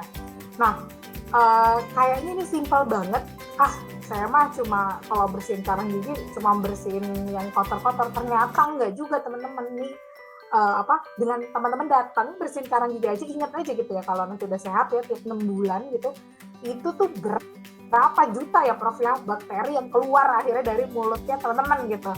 Jadi lebih bersih, lebih sehat gitu. Nah, jadi plaknya dan kalkulusnya hilang berupa deposit bakteri supragingiva dan subgingiva pada permukaan gigi termasuk di area pocket periodontal. Ini apa nih bahasanya kok kayak alien? Nanti abis ini ada slide lagi, terus ada gambarnya. Silakan Dokter Ana. Ya. Oh, ini ada sejarah COVID-19. Ya, kalau kita ngobrolin COVID-19, Desember 2019 sudah hampir 2 tahun ya. Terus sebelum kesini ya Prof. Lelia itu normal, terus Desember ada di Wuhan gitu, Januari sudah mulai ketahuan SARS-CoV-2 gitu, di 30 Januari udah ada mulai kedengeran gitu. Tapi saya pun di sini waktu itu ada Dokter Dimas namanya sedang kesini gitu, waktu itu kita masih nggak apa-apa. Ternyata pas Maret pulang ke Indonesia, Dokter Dimasnya saya di sini lockdown, Indonesia juga lockdown gitu ya. Jadi sudah hampir 2 tahun. Mas tuh tadi yang berdoa tuh ya, kita baca doa sama-sama. Oh iya, Prof. Iya, itu kalau ketemu di Rumah Sakit Salemba ya Prof ya. Ya. Gitu. Jadi 11 Maret dinyatakan pandemi. Jadi dan ternyata transmisinya memang dari droplets, cairan yang keluar dari mulut ya, airborne atau dari udara, dan aerosol. Aerosol itu apa? Nanti kita jelasin. Gitu. Jadi intinya dari ludah yang ada, saliva yang ada di dalam mulut ini nih penularannya gitu, teman-teman. Lanjut Dokter Ana. Nah, ngobrolin soal scaling. Jadi scaling dan root planning ini intinya ini mau menghilangkan plak dan kalkulus, sutra dan sub. Tadi plak itu bilangnya gimana ya? Plak itu tuh bahasa mudanya mungkin kotoran yang melapisi gigi gitu ya. Sesaat kita makan ada biofilm tuh kayak melapisi gigi. Nah, kita makan lagi, kita berinteraksi itu bisa terjadi adanya plak gitu ya, nempel gitu jadinya. Nah, kalkulus itu kalau kita nggak sikat gigi, jadi lupa gitu. Plak yang tadinya kayaknya ada nempel dan kayaknya lunak, lama-lama itu karena ludah, karena berinteraksi dengan makanan lain, lama-lama dia lapisannya jadi makin tebal tuh teman-teman. Lama-lama dia termineralisasi, jadi keras gitu. Jadi kalau ada raba pakai lidah gitu ya di belakang, misalnya kita tuh paling sering tuh gigi depan yang belakangnya tuh kita raba pakai lidah tuh halus. Nah, kalau halus banget tuh jangan-jangan tuh karang gigi tuh udah ada di situ. Gitu. Tadi Prof. Leni sempat nunjukin gambar ya, kalau nggak salah di sini ada. Supra dan sub bedanya apa? Jadi ada yang di atas gusi yang masih putih, tapi yang paling parah itu kalau dia udah masuk ke dalam gingiva atau subgingiva, warnanya tuh hitam kayak hitam hijauan. Jadi kalau kita lagi bersihin ya Prof. Leli, ya Dokter Ana, Dokter Beka, itu tuh kita harus masukin ke dalam gusinya dan tuh kayak keluarnya tuh kayak batu karang yang ada lumutnya gitu, mirip kayak gitu. Saking itu bakterinya masuk ke dalam gusi dan dia nggak ada nggak ada ini ya Prof ya, anaerob tuh jadi nggak ada udara tambahan gitu, jadi dia dan bau sekali gitu kalau kita cium baunya gitu. Nah, terus serta sementum atau dentin yang menyatu dengan kalkulus tadi, toksin, mikroorganisme pada permukaan mahkota dan akar gigi. Nah, alatnya apa? Nih kalau ke dokter gigi ini kita pakai namanya scaler. Scaler ini kayak gini nih, ini kalau ini yang manual jadi pakai tangan gitu ya. Ini ada cutting edge-nya, jadi kayak ada bukan pisau ya sebenarnya. Ada bagian yang bisa membantu kita tuh merontokkan si karang gigi gitu. Nah ini scaler ultrasonik, jadi pakai getaran gitu untuk ngangkat gitu. Nah jadi pertanyaannya, bisa nggak sih kita di rumah ngorek-ngorek sendiri gitu ya, nggak pakai alat? Jawabannya nggak bisa teman-teman. Jadi makanya harus ke dokter gigi. Kenapa? Karena memang pembersihan karang gigi ini harus dilakukan secara profesional dengan alat dan profesi yang memang mengerti atau paham. Lanjut dokter Ana. Nah ini nih tadi, ini namanya karang gigi nih teman-teman. Kalau yang hitam itu karang gigi juga, tapi bercampur dengan staining. Jadi kalau yang ini kan subgingiva tuh yang ada panahnya tuh batas gusinya ya. Jadi yang di atas itu namanya supragingiva, ada karang giginya. Jadi kelihatan tuh kan kalau seperti karang gitu, dia termineralisasi keras gitu, dan warnanya bisa kadang kehitaman, putih kehitaman. Nah, kalau dia di bawah gusi, kan kelihatan tuh gusinya jadi kayak ada merah ya, karena kan tadinya dia sehat, nggak ada apa-apa, terus tiba-tiba ada benda asing di situ, bakterinya masuk ke dalam, di dalam juga tercipta karang kayak gitu, tapi warnanya hitam kayak hijau, kayak lumut saya bilang gitu ya, kayak batu terus dilapisin lumut gitu, dan itu lama-lama yang merusak tulang tadi teman-teman. Itu tuh kenapa penjelasannya bisa sampai goyang ya Prof, sampai giginya lepas gitu. Nah kalau sudah dibersihkan kayak apa nih, kayak gini gitu, dia hilang karang giginya, tapi memang ini kan karena setelah dibersihkan ya, jadi benar-benar kelihatan merah gitu. Merah tuh ini menunjukkan radang yang disebabkan, inflamasi yang disebabkan oleh karang gigi ini tuh nggak main-main gitu, benar-benar menyebabkan si gusi ini jadi radang gitu teman-teman. Nah kalau kita lihat lagi nih ada beberapa bagian. Dokter Sandra, ya, Prof? Stainingnya tunjukkan. Oh stainingnya betul Prof. Kalau yang mahasiswa suka ya Prof, apalagi yang ngerokok nih, mudah-mudahan nggak ada yang ngerokok deh. Nah ini stainingnya ini tuh kelihatan hitam-hitam. Nah ini juga dengan pembersihan karang gigi kita hilangkan gitu. Mudah-mudahan abis itu ya jadi nggak ngerokok lagi gitu ya Prof. Gitu. Oke, lanjut lagi Dokter Ana. Nah ini tadi ngobrolin soal aerosol generating procedure. Nah, aerosol itu adalah kumpulan partikel mikroskopis, padat, cair yang tersuspensi dalam gas. Dalam kedokteran gigi, aerosol didefinisikan sebagai partikel dengan diameter kurang dari 50 mikrometer. Aerosol generating procedure atau AGP adalah prosedur medis atau prosedur dental yang menghasilkan produksi partikel udara yang dapat terhirup. Nah, scaling tadi yang pakai ultrasonik itu termasuk aerosol teman-teman. Jadi termasuk perawatan yang mengaktifkan aerosol. Jadi maksudnya apa sih? Kan ketika kita bersihkan itu ada keluar cairan yang dia bersatu sama gas. Jadi itu yang memang kenapa waktu itu di kedokteran gigi tuh heboh, wah kita gimana nih pasien-pasien gitu. Pasien itu maksudnya kita nggak bisa melayani pasien karena waktu itu di awal-awal aerosol ini COVID-19 hubungannya sangat erat dengan aerosol, walaupun makanya akhirnya banyak yang tertular, bukan dokter gigi saja ya, dokter-dokter lainnya ternyata tertular cuma dari konsultasi gitu. Makanya waktu itu banyak juga korban COVID-19 dari kalangan medis gitu. Nah makanya setelah kita melalui ternyata dengan APD, dengan segala macam yang teman-teman lihat ya, pakaian astronot dan segala macam perlindungan, itu aerosol tetap ada, tapi tetap bisa kita minimalisir penularannya gitu. Jadi seperti itu kira-kira teman-teman. Lanjut Dokter Ana. Nah kalau ini yang tadi kita bilang, terutama di dental prosedur ini, makanya waktu itu sempat lama gitu ya diskusinya di dunia maupun di kita di Indonesia gitu ya Prof ya. Saya pun di sini juga di Inggris masih buka kliniknya tuh waktu itu benar-benar emergency saja. Sebenarnya kalau pembersihan karang gigi kita bisa pakai alat manual tadi yang tidak menimbulkan aerosol, tapi sekarang dengan kecanggihan teknologi jadi ada alat hisapnya, lalu ada perlindungan segala macam, insya Allah aman ya gitu. Nah resikonya bagaimana pasien itu terinfeksi kan waktu itu COVID-19 bisa anosmia aja, nggak ada gejala gitu kan, jadi kita pun nggak tahu sebenarnya kita ada virusnya atau enggak gitu ya di situ.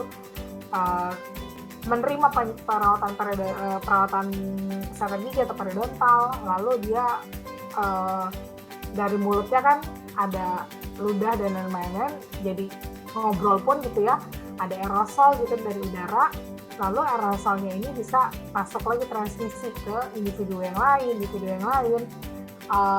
dan akhirnya dropletnya yang memang pasti keluar lah karena kita membersihkan segala macam, itu akhirnya bisa menularkan ke pasien selanjutnya ataupun dokter ataupun perawat yang ada di situ.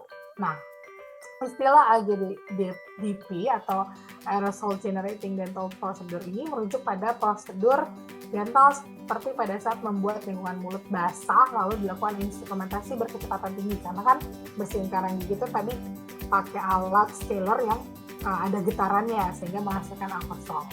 Scaler ultrasonic merupakan salah satu instrumen yang menghasilkan aerosol. Oke, lanjut Dr. Ana. Udah. Oke, kira-kira gitu teman-teman. Dr. Ana, nanti mudah-mudahan Prof. Lely, Dr. Ana, dan Dr. Beka sama saya kita bisa diskusi sama teman-teman, dengar ceritanya dan bisa sharing gitu. Terima kasih Dr. Ana, dikembalikan ke Dr. Ana. Terima kasih Dr. Sanda yang penjelasannya sangat mudah dipahami dan menarik ya untuk teman-teman. Selanjutnya dipersilahkan, monggo Dr. Beka. Nah, baik, izin melanjutkan Prof, Dokter. Apakah suara saya terdengar? Sudah Dr. Beka. Oke, baik. Jadi tadi kita sudah sama-sama belajar bahwa penularan COVID-19 itu bisa dari aerosol. Lalu kita juga belajar tadi kalau tindakan gigi itu menimbulkan aerosol. Jadi mungkin teman-teman ada bertanya, jadi gimana ya mau ke dokter gigi di masa pandemi ini? Apakah aman? Apakah tidak nggak jadi nular COVID dan lain sebagainya? Jadi di masa pandemi ini pun kita melakukan adaptasi, banyak penyesuaian. Salah satunya bagaimana cara kita mencegah transmisi COVID-19 pada kunjungan dokter gigi. Boleh slide selanjutnya. Nah, jadi di masa pandemi ini dokter gigi memakai namanya alat pelindung diri. Mungkin kalau teman-teman semua yang pernah ke dokter gigi sebelum dan sesudah pandemi akan kelihatan perbedaannya. Tadi dokter gigi mungkin berpakaiannya pakai astronot, dan mungkin kalau di luar nggak akan kenal lagi itu dokter giginya yang tadi di ruang kliniknya. Jadi alat pelindung diri itu penggunaan APD sebagai prosedur khusus untuk perlindungan pernafasan, wajah, dan tubuh pada pasien maupun operator. Jadi gambarnya bisa dilihat di sini, dokternya sudah pakai penutup kepala, terus gaun, masker. Jadi kadang yang kita bisa pasien lihat cuma bagian matanya sih, dokternya aja. Seperti itu. Ya, boleh next. Nah, jadi penggunaan APD ini didasarkan pada epidemiologi lokal, karakteristik pasien, dan tingkat risiko prosedur yang akan dilakukan. Jadi prosedur dental atau prosedur gigi ini ada dibagi menjadi 3 resiko. Ada resiko rendah, sedang, atau tinggi. Resiko ini resiko dalam penularan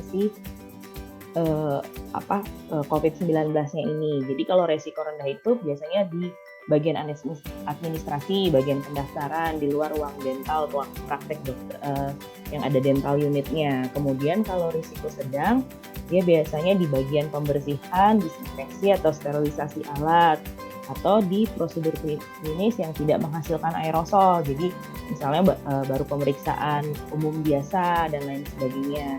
Kemudian kalau risiko tinggi adalah semua prosedur gigi yang menghasilkan aerosol atau AGDP. Kayak tadi salah satunya contohnya scaling tuh merupakan tindakan yang menghasilkan aerosol, jadi dia termasuk dalam resiko tinggi. Next, boleh lanjut dokter. Nah ini jadi makin tinggi resikonya, detail-detail APD yang harus dikenakan akan semakin banyak, semakin lengkap. Misalnya kalau dia yang low risk, dia bagian resepsionis cuma pakai, kalau kita perhatikan cuma pakai masker bedah, kemudian pakai kacamata pelindung atau pakai face shield, terus pakai uniform nih misalnya dia pakai strap medis dan sepatu klinik.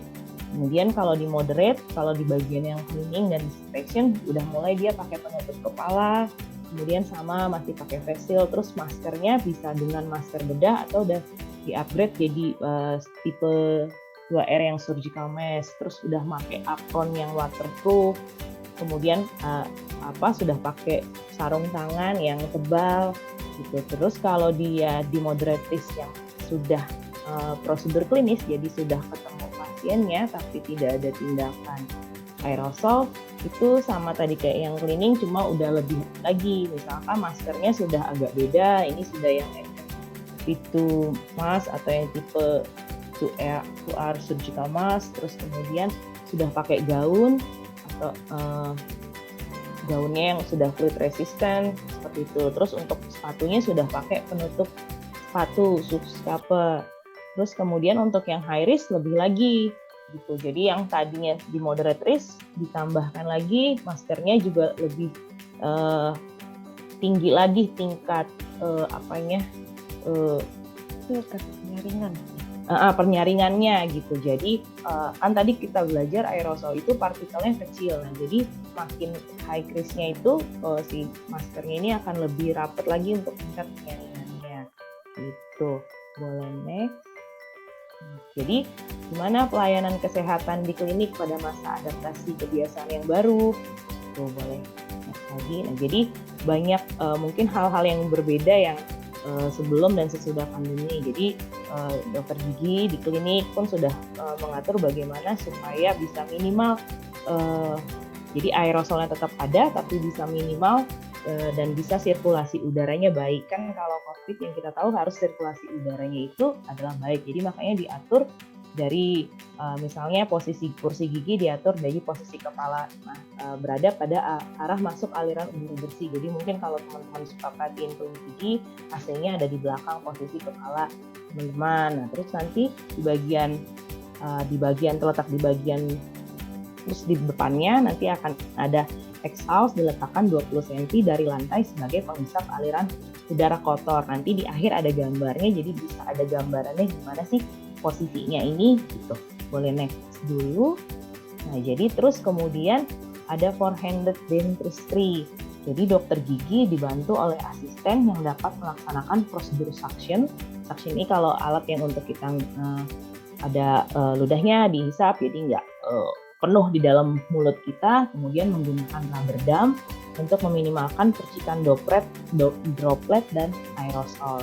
Jadi nggak bisa ada dua, jadi nanti jangan misalnya belum terkejut kok ada banyak gitu yang di samping kanan kiri saya gitu. Boleh next lagi. Nah ini adalah saliva eject. Yang hijau ini adalah rubber dam, jadi dia kayak semacam karet elastis gitu ya, mirip kayak bahan balon tapi yang lebih tebal lagi gitu. Jadi kan tadi kita belajar aerosol dari ludahnya, jadi dengan adanya si rubber dam ini percikan aerosolnya bisa tertahan di bawah si rubber dam itu. Kemudian kalau yang warnanya silver itu, yang ini itu merupakan saliva ejector dengan volume tinggi sebagai half volume evakuator. Jadi mirip semacam penyedot seperti itu. Jadi nyedotnya kuat, aerosol yang lolos dari si bawah rubber dam ini bisa tersedot oleh si HFI-nya ini. Begitu. Boleh next lagi. Nah, atau juga nanti ada yang namanya vakum aerosol. Jadi dari luar, kalau tadi yang penyedotnya kecil, yang ini agak besar di atas mulut kita. Mungkin kalau yang udah pernah ke dokter gigi pas masa pandemi udah kelihatan nih ada sesuatu yang tiba-tiba didekatkan ke mulut kita. Nah itu namanya vakum aerosol atau HFI portable.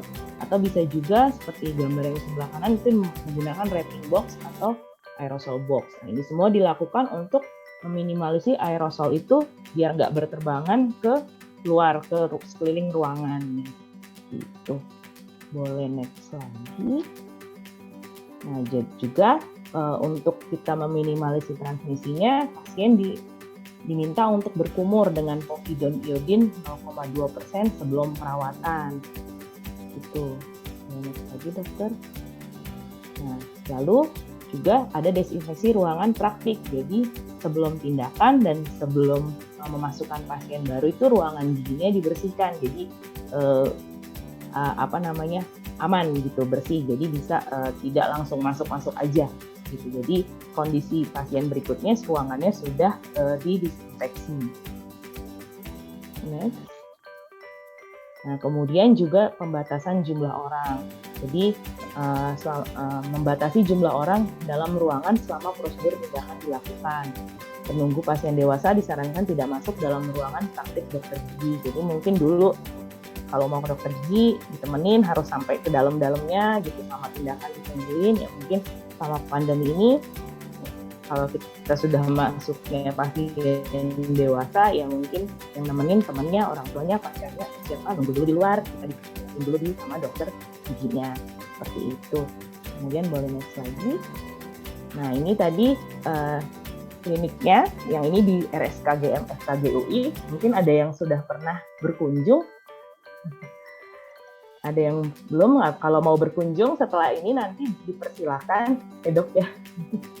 Ya, jadi ini tadi kalau lihat posisinya, yang tadi ada macam exhaust, ini kalau di gambar kanan ini adalah exhaustnya untuk menyedot udara-udara kotor yang timbul nanti pas dokternya ngerjain pasiennya gitu. Jadi aliran sirkulasi udaranya tetap baik. Jadi tetap udara yang ada di tempat itu adalah yang kita harapkan adalah udara yang bersihnya, seperti itu. Next lagi. Nah, jadi kesimpulannya dari yang sudah kita pelajari, perawatan periodontal sangat penting untuk mencegah terjadinya penyakit periodontal dan kehilangan gigi. Dan perawatan periodontal dapat dilakukan di masa pandemi dengan pengendalian infeksi yang baik. Jadi kalau tadi nanti habis ini cek sudah ada gejala, jangan ragu, jangan sungkan untuk segera lagi pandemi nanti aja, nanti malah makin parah. Dan tadi kalau yang sudah penyakit gisi lanjut atau periodontal sudah tidak reversible, tidak bisa dibalikkan lagi. Jadi untuk teman-teman semua, selama pengendalian infeksi baik, perawatan periodontal aman dilakukan di masa pandemi. Terima kasih. Sekian, saya kembalikan kepada Dr. Ana. Baik, terima kasih Dr. Beka dan teman-teman. Sekarang saatnya untuk teman-teman dipersilakan apabila ada pertanyaan dan apabila ada yang ingin didiskusikan, selagi ada pakar-pakarnya, dipersilakan pada teman-teman. Ada yang mau nanya? Ayo, boleh. Siapa dulu mau nanya? Kita punya waktu 15 menit ya untuk diskusi dan tanya jawab. Ada yang mau tanya? Boleh. Sebentar, Dr. Ana.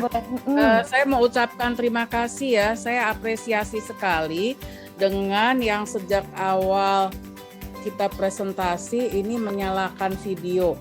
Ini saya sampai nyatet nih di sini. Waduh. Mbak Amalia. Siapa, Prof?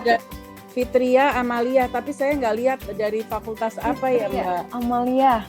Ya, kemudian saya dari keperawatan. Wah, terima kasih Mbak Fitria. Kemudian Mas Noval Pratama dari vokasi. Terima kasih ya. Ya, siap. Ada Rizkuloh dari MIPA sama Aulia Kasmin dari FKG. MIPA tuh ada lagi 2 orang lagi, Karima dan Safira, tapi kok sering nggak ada itunya ya, mukanya gitu, ininya ada gitu. Terima kasih sekali ya atas membuka videonya. Tidak mengurangi rasa hormat kita kepada peserta lain yang masih hadir di sini. Terima kasih banyak. Silakan Dr. Ana lanjutkan. terima kasih Prof. Leli. Ya teman-teman, terima kasih yang sudah menyalakan kameranya. Dipersilakan, ada yang ingin bertanya, konsultasi juga boleh. Tapi cuma 15 menit nih. Ayo, 15 menit. Ada yang raise hand, Dokter. Oh, boleh. itu. Siapa ini? Rizkullah Lutfi. Oh iya, oke. Maaf. Ya. Ayo Mas, boleh Mas. Silakan. Sebelumnya saya ingin mengucapkan terima kasih kepada semua ibu dokter untuk materinya. Saya sangat mendapatkan banyak ilmu baru mengenai kesehatan gigi, terutama pada gusi gitu ya.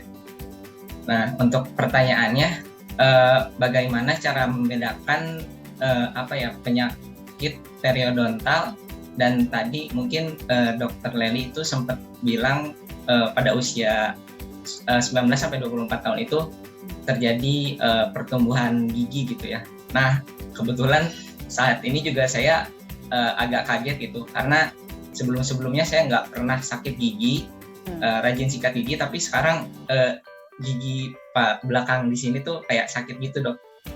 Itu apakah itu penyakit periodontal atau lagi tumbuh gigi baru gitu? Oke. Terima kasih. Ya. Langsung jawab ya. Boleh. Ya. Silakan langsung. Terima kasih ya, Mas, atas pertanyaannya. Jadi itu tadi ada di bawah kanan ya, karena nunjuk-nunjuk rahangnya kanan gitu ya. Ya, bawah ya, yang bawah ya. Rasa sakitnya gimana? Sakitnya sih kalau saya lagi ngunyah makanan yang agak keras aja gitu, Dok. Iya, baik. Ya, nah begitu kalau di gigi paling belakang kemungkinan ya, kan kita nggak periksa ya. Jadi kemungkinan itu gigi paling belakang mau tumbuh. Sekarang masih mute. Sekarang masnya umurnya berapa? 20, 19? 20 tahun, Dok. 20 ya. Jadi kemungkinan itu giginya mau tumbuh.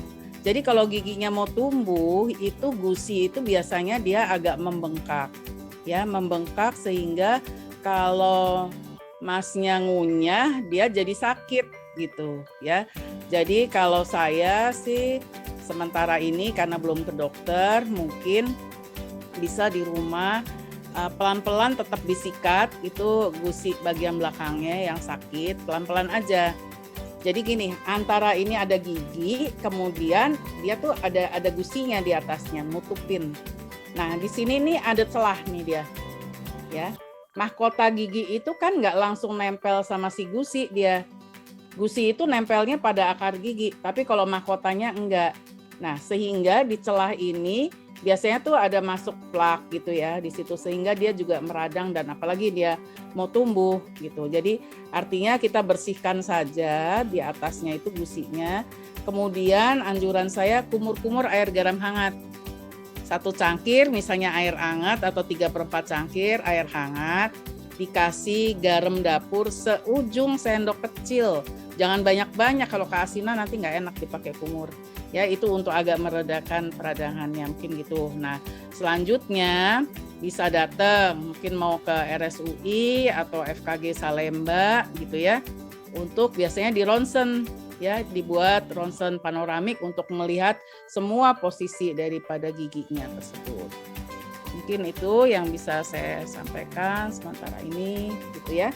Iya tuh biasanya usia segitu mau tumbuh giginya. Dilihat coba di ngaca, hitung geraham yang besar, itu kita tuh harusnya ada 3.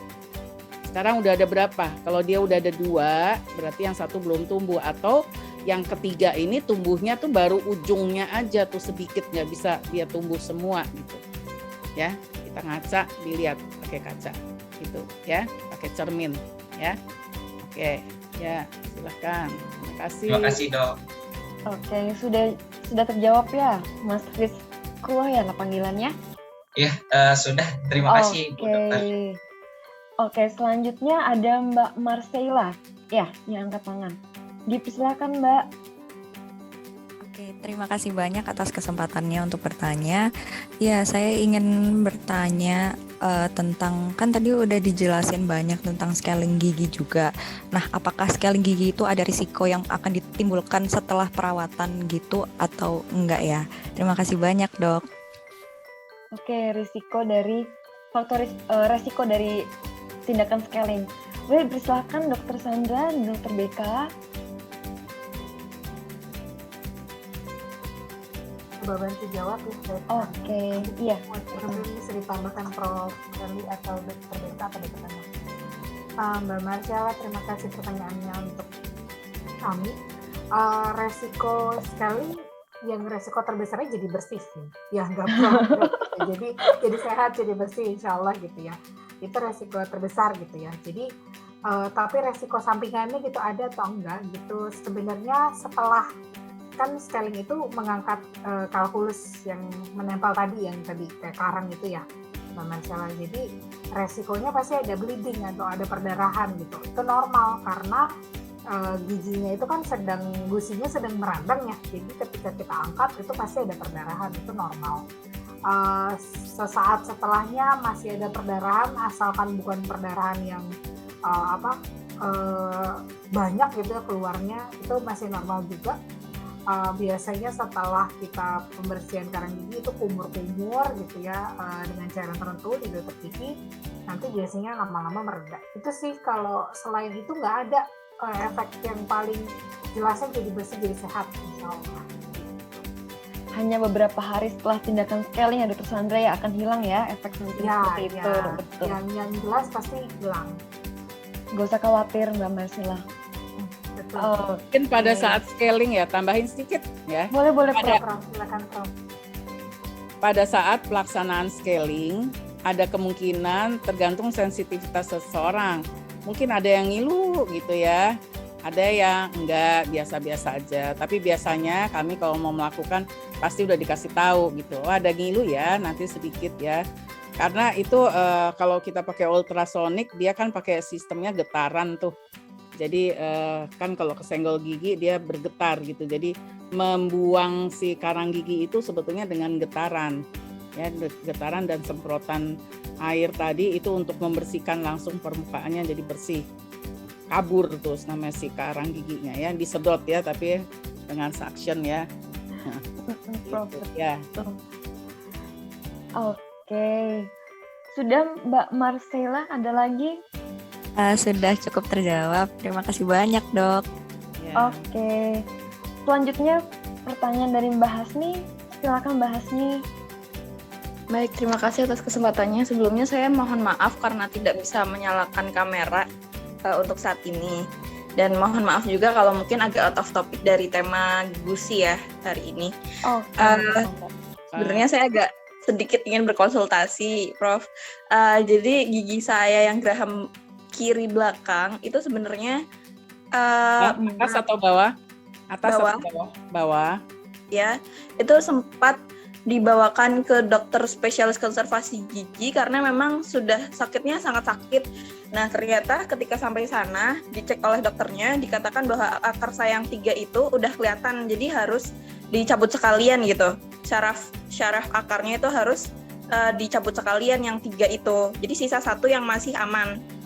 Dan bentuknya pun itu pinggirannya masih terkelilingi, jadi bolongnya dari atas ke bawah gitu loh, kayak ditusuk gitu loh. Bukan, jadi pinggirannya tuh masih aman, pinggirannya masih terpagari. Mungkin maksudnya giginya berlubang, lubangnya besar gitu ya? Iya betul. Oh tadi saya belum bilang ya, Prof. Iya. Oke. Kita mikirnya tadi jaringan stereonya, tapi ini kayaknya kalau satu akarnya belum gitu, berarti ini sepertinya sih giginya berlubang besar, yang 3 ada, mungkin maksudnya ada 4 saluran akar ya yang terlihat di ronsennya ya. Yang 3 itu udah kayak apa ya? Bolongnya tuh katanya parah gitu loh, Prof. Jadi maksudnya 3 gigi apa 3 akar? 3 akar. Itu 1 gigi, 1 geraham aja. Di 1 bawah ya? Bawah apa atas? Bawah.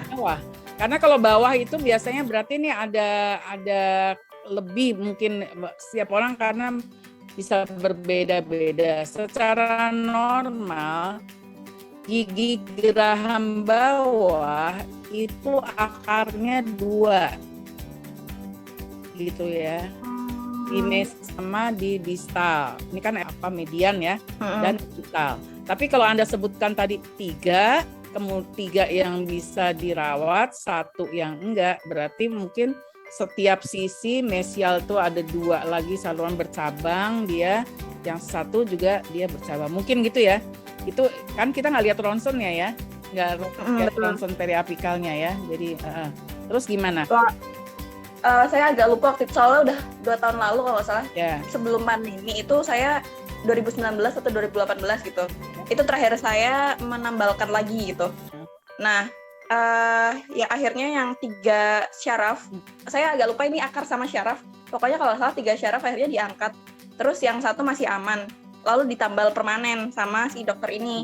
Nah, kemudian terkena pandemi, saya pulang dan si dokter ini tutup karena takut dan ada peraturan COVID kalau nggak salah ya untuk praktek dokter gigi nggak boleh buka dulu waktu itu kalau nggak salah. Ya, kami memang RSKGM di Salemba aja waktu itu sempat tidak buka sekitar 2 atau 3 bulan ya. Karena kan kami harus melengkapi itu tadi alat-alat yang dijelaskan oleh Dr. BK tadi ya. Ada suction yang di luar ya. Alat-alat apa kita juga harus melengkapi diri kan dengan APD, alat pelindung diri ya. Alat pelindung dirinya juga bukannya yang main-main ya. Kalau kita udah kerja di aerosol ini, kalau di perio tuh APD level 3 gitu, bukannya level 2, kita nggak berani gitu ya, yang level 2 ya, jadi ambil yang level 3. Saya pun sampai sekarang, saya nggak level 2, kerja kalau saya udah kerja ya level 3, itu APD-nya, ya, jadi yang kelihatan benar-benar cuma matanya, makanya kalau kita udah buka APD, kita jalan mau pulang, pasiennya habis kita rawat juga nggak kenal sama kita, karena kan melihatnya cuma matanya aja ya. Kita ngangguk sama dia diem aja, oh ya berarti lupa ya gitu. Dia nggak kenal sama kita gitu ya. Seperti itu ya. Oke, jadi sekarang ada keluhan sakit atau gimana Mbak Hasni?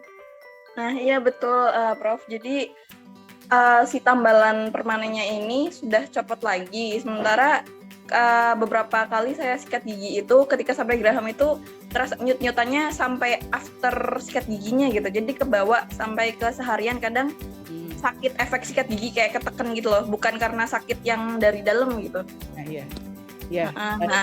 Saya rasa itu nanti ini Mbaknya sekarang di mana? Di luar kota? Di Kebumen di rumah saya. Kebetulan memang di Kebumen agak jarang untuk dokter konservasi gigi, hanya ada 1 dan dokter itu masih belum buka gitu. Iya. Memang kalau kayak gitu ya harus diobati, itu harus dibuka lagi, tapi kan barangkali pada saat itu sulit kali ya, akarnya mungkin bengkok atau gimana sehingga alat tuh mungkin nggak bisa mencapai ke situ kalau sampai dokternya tidak melakukan perawatan di satu akar gigi tersebut gitu. Ya, berarti menurut saya kalau udah ditambal tetap terus lepas, ini kebayangan saya, dia juga amat sangat prognosisnya sebetulnya buruk, artinya nggak ada retensi untuk megang si tambalan ini sehingga baru sebentar juga sudah lepas seperti itu ya. Kecuali kalau itu tambalan sementara, mungkin kalau tambalan sementara ya iya. Tapi kalau tambalan tetap, saya bayangkan bahwa ini gigi pasti dia lubangnya besar sekali sehingga sisa gigi yang ada retensinya kurang untuk bisa mencakup. Ya itu nanti ke konservasi ya Mbak. Jadi itu hubungannya sama kelainan kerusakan di gigi ya. Seperti itu. Jadi ya paling sekarang minum obat aja dulu penghilang sakit ya, karena itu harus dibongkar. Oke. Sebenarnya sempat diberi saran untuk pasang helm. Apakah memang sebaiknya pasang helm saja di luar kota ya, Prof? Nah dulu, itu aja kan masih sakit, berarti masih ada sesuatu di gigi tersebut. Jangan dipasang helm. Ya, nanti kalau udah dipasang helm, nyabutnya lagi lebih sulit. Yang penting sekarang rasa sakit itu harus dicari karena apa. Tapi saya kan hanya mendengarkan apa yang Mbak Hasni utarakan. Kalau mengutarakannya rasa sakitnya begitu berdenyut, ya ada kemungkinan yang dari satu akar gigi ini yang belum dirawat gitu loh. Jadi dia kan masih vital giginya sehingga dia sakit. Nah kalau sakit kayak gini ya nggak mungkin dong diinikan. Yang harus dilakukan adalah perawatan untuk satu akar gigi itu. Bisa atau tidak dilakukan. Kalau misalnya tidak bisa, saya juga nggak tahu bentuknya seperti apa ya. Biasanya mungkin apakah iya mau operasi giginya ini, akar giginya mungkin dipotong ujungnya, apa gimana gitu sehingga dia jadi non vital, nggak vital sendiri gitu. Ya, jadi ini ke arah konservasi Mbak, bukan ke arah kita perio ya. Saya cuma saran aja, ini juga mungkin untuk pembelajaran yang lain kalau kebetulan lagi sakit gitu ya. Makasih pertanyaannya. Terima kasih bisa membantu ya. Ya. Oke, terima kasih Prof dan Mbak Hasni. Kada waktu nih, boleh dilanjutkan oleh Mas Naufal untuk pertanyaannya? Ya baik, sebelumnya saya mengucapkan terima kasih atas ilmu yang diberikan tadi kepada Profesor dan para dokter. Izin Prof dan dokter, saya izin bertanya kalau gigi Graham yang tumbuh tapi nggak segera dicabut, itu ada efek yang berkepanjangan nggak? Kalau tadi kan bisa ngaruh ke kayak ginjal, jantung, dan sebagainya kan. Soalnya saya punya gigi Graham dari SMP itu tumbuh, tapi sampai sekarang nggak sakit gitu, dan belum dicabut gitu. Sedangkan saya baca kalau Graham itu katanya untuk nyabutnya itu perlu proses pembedahan, sedangkan saya masih belum siap gitu untuk dibedah gitu. Terima kasih. Ya, coba saya jawab ya, Dokter Ana. Boleh, baik Prof. Silakan Prof. Nenek-nenek nih menjawab nih. Kamu tuh udah sebetulnya bukan anak saya lagi nih, jangan-jangan anak saya soalnya kan anak saya udah seumuran Dokter Sandra gitu ya. Gitu ya. Jadi sekarang yang saya mau tanya adalah gigi Grahamnya Mas Noval ini yang sebelah mana? Di nomor 2 dari gigi taring yang atas. Nomor 2 dari taring yang atas. Graham besar atau Graham kecil? Nomor 2 berarti Graham kecil dong. Iya. Graham kecil ya, gigi nomor 5 ya. Kalau dihitung hitung gigi, nomor gigi itu gini. Gigi yang paling tengah, ini ada midline. Gigi pertama ini nomor 1, gigi 1. Nomor 2, gigi taring itu nomor 3, kemudian Graham kecil nomor 4, Graham kecil kedua nomor 5, terus baru nomor 5. Itu Graham gigi nomor berapa? Nomor 5, Prof. Nomor 5, dia berlubang? Enggak, dia nggak berlubang, dia numbuh gigi baru. Cuman sampai sekarang nggak ada sakit gitu. Sedangkan kalau mau dicabut, katanya harus ada proses pembedahan gitu kan. Sedangkan saya belum siap untuk misalkan dibedah gitu, Prof. Maksudnya itu tumbuhnya di dalam? Iya, di dalam. Di dalamnya, di bawah, di atasnya gigi nomor 5? Iya, di atas, jadi kayak gigi baru gitu tumbuh. Mungkin persistensi ya, Prof? Supernumerary ya? Supernumerary teeth ya? Mungkin, Prof, mungkin persistensi. Apa mungkin gigi susunya udah pernah dicabut atau belum? Belum. Oh, gigi susu. Masih ada. Ya, kalau gigi susu, maksudnya ini yang belum dicabut gigi susu. Iya. Yang konsistensi. Oke. Kalau itu nggak apa-apa, Mas. Saya dicabut aja, nggak apa-apa ya. Insya Allah sih kalau gigi anak-anak, jadi akhirnya numbuhnya agak keluar ya biasanya ya. Dari gigi nomor 5 itu, apa di selipannya gigi nomor 5? Di belakangnya, Dok. Belakangnya, antara gigi nomor 5 dengan nomor 6? Di satu barisnya sih, jadi dia di belakangnya gigi susu persis. Oh iya, nggak apa-apa kalau gigi susu itu dicabut aja, nggak ada, insya Allah nggak ada hubungannya dengan kelainan-kelainan sistemik tadi, penyakit jantung apa segala macam, itu tidak. Yang biasanya berhubungan itu adalah kalau ada infeksi, artinya gini, giginya berlubang besar nggak dirawat atau giginya udah sampai mati, jadi gigi mati yang udah mati nggak dicabut, kemudian akar giginya pun nggak dirawat gitu loh, dia ada tapi nggak dirawat. Nah itu kemudian itu bisa berpengaruh ke penyakit sistemik ya, tadi penyakit jantung, paru apa segala macam ya. Nah, kemudian juga kalau ada peradangan gusi yang berat, yang seperti foto-foto tadi tuh, ya, peradangan lanjut ya, periodontitis lanjut tadi yang sampai akar-akar giginya kebuka, gusinya merahnya sampai banyak, karang giginya banyak, nah seperti itu.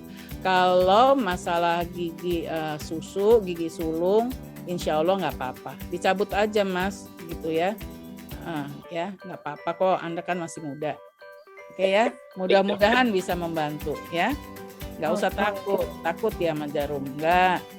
Merem aja, Bismillah, kayak dicabut gigi, kayak dicubit aja dikit. Waktu disuntik biasanya, kalau enggak sih. Kalau misalnya dia udah goyang pun, kalau gigi susu, gigi anak-anak mungkin nggak perlu disuntik. Hanya dikasih anestesi gel, kayak gel tuh diolesin di sekitar gusinya gitu, baru diangkat. Ya, oke, kita masih ada satu pertanyaan lagi nih. Satu lagi, karena Ya. kita dibatasi waktu, boleh pertanyaan terakhir dari Mbak Safira. Terima kasih dokter dan teman-teman lainnya. Saya mau tanya dok, ini tentang karang gigi. Tadi kan ada ya dibahas masalah karang gigi. Kebetulan saya ini kan pakai behel ya, dan gigi saya itu termasuk ukuran gigi yang kecil. Jadi bracket behel itu kan nutupin gigi banget gitu. Nah, saya itu kesulitan dalam sikat gigi. Jadi seringkali sikat gigi, saya ini sikat gigi mau 2, 3, 4 kali itu makanan atau plak yang di sela-sela gigi itu nggak pernah hilang, nggak bisa hilang bahkan saya sikatnya itu sikat gigi harus dibalik terus saya selodok ke atas gitu. Lama-lama saya lihat kalau misalnya saya sikat gigi jadinya harus ngaca gitu kan. Saya lihat itu muncul seperti karang gigi, soalnya kan kayak ada muncul putih-putih dan setiap saya sikat gigi itu nggak bisa hilang. Cuman saya nggak bisa nganggep itu karang gigi juga soalnya bentuknya masih sebatas baris-baris kecil. Nah, saya lebih ingin tanya kalau kayak gitu solusinya gimana ya dok? Kalau misalnya saya ingin sikat gigi biar nggak ada karang giginya gitu, kan sulit ya dok buat sikat gigi kalau pakai behel. Dan kalau misalnya apakah itu benar karang gigi, ada cara untuk bukan ngatasin ya? Iya, bedain itu karang gigi atau bukan. Oke, untuk atau ada pencegahannya gitu. Terima kasih.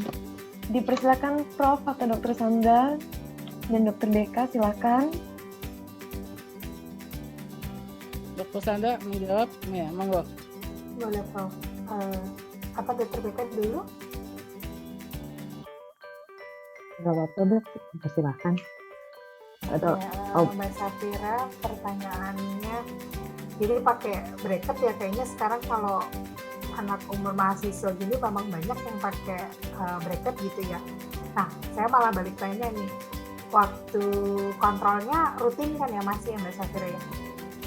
Rutin, kemarin bahkan baru kontrol. Oke, siap. Nah, ketika kontrol dibersihkan nggak karang giginya atau sekitarnya?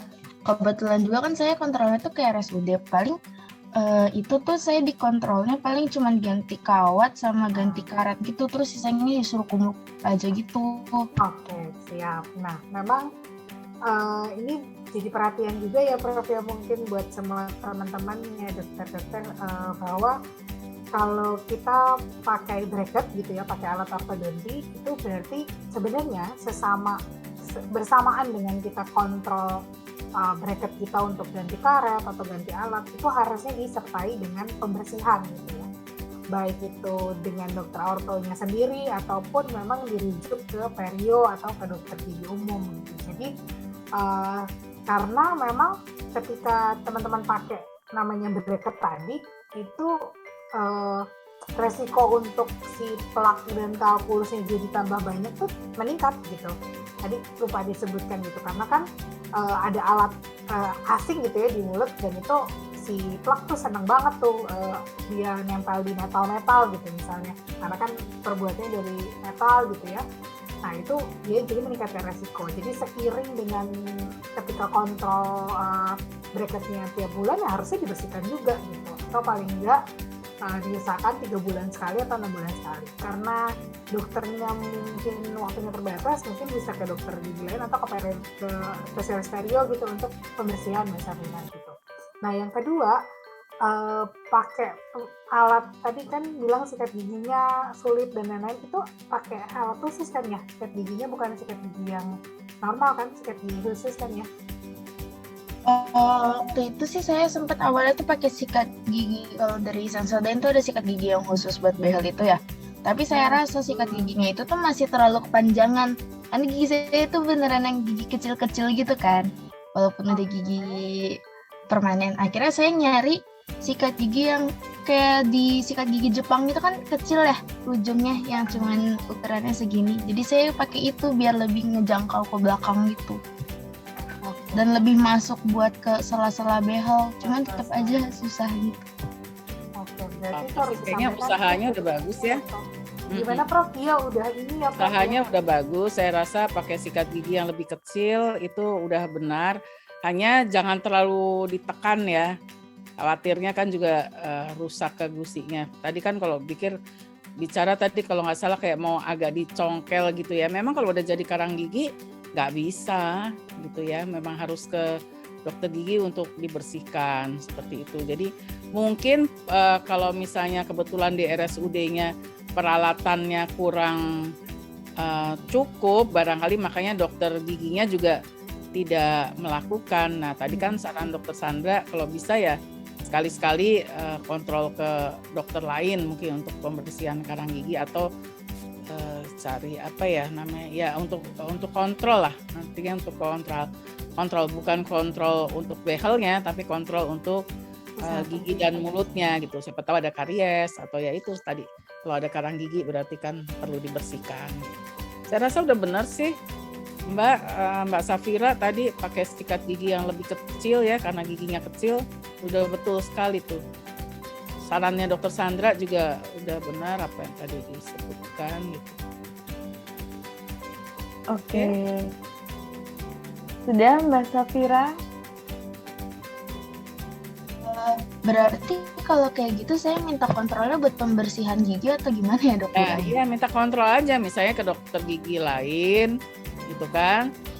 Mau kontrol aja dok gigi dan gusi, mau lihat ini apa karang gigi, karena kan kalau karang gigi juga kan memang harus dibersihkan ya, nggak bisa dibersihkan sendiri, udah keras. Kami aja nih dokter gigi nggak bisa bersihin sendiri, atau kalau misalnya saya mau bersihin sendiri, di rumah saya punya dental unit, saya mau malas banget ya ke bawah nyalain kompresor ini kan biasanya scaling gitu ya sendiri ya. Kalau misalnya ada alat hands instrumen, nah saya congkel sendiri tuh karang gigi saya, tapi kan nggak bisa maksimal gitu, rasanya kurang marem gitu ya, kurang afdol gitu ya. Nah jadi kalau sampai kondisi yang maunya kita maksimal, harus orang lain yang bantuin saya, scalingin saya gitu. Kalau saya dan keluarga itu termasuk sebetulnya orang yang karang giginya tuh cepat terbentuk gitu ya. Jadi walaupun sudah berusaha semaksimal mungkin dengan melakukan pembersihan ya seperti tadi ya yang saya ingatkan, jadi mengingatkan lagi untuk semua ya. Kita kan nggak mungkin kalau kita tidak menyikat gigi gitu. Tapi apakah kita menyikat giginya sudah benar-benar sempurna, artinya bersih dan baik ya. Bersih tadi saya bilang deteksi sendiri diri kita sendiri. Kalau kita datang ke dokter gigi tadi sarannya kan 6 bulan sekali gitu. Saya jadi dokter gigi sendiri aja saya nggak 6 bulan sekali saya ke dokter gigi untuk minta dikontrol sama teman-teman gitu ya. Jadi deteksi kita sendiri di rumah itu kan sehari-hari. Gimana cara nyikat gigi kita? Apakah sudah baik dan benar? Baik tadi dan benar artinya kita deteksi tadi pakai lidah ke semua permukaan gigi ya, yang di belakang dekat lidah, atas maupun yang di luar. Ya. Kemudian kalau nyikat gigi ini yang maaf ya saya kasih tahu karena kebiasaan kalau saya melihat pasien, wah ini pasti ada yang salah nih cara nyikat giginya. Di mana bagian yang paling banyak dia ada karang gigi? Karang gigi itu ada paling banyak itu di bawah, regio bawah, tapi yang di dalam di bawahnya lidah ya, karena di situ keluar muara kelenjar air liur, keluar air liurnya dari situ.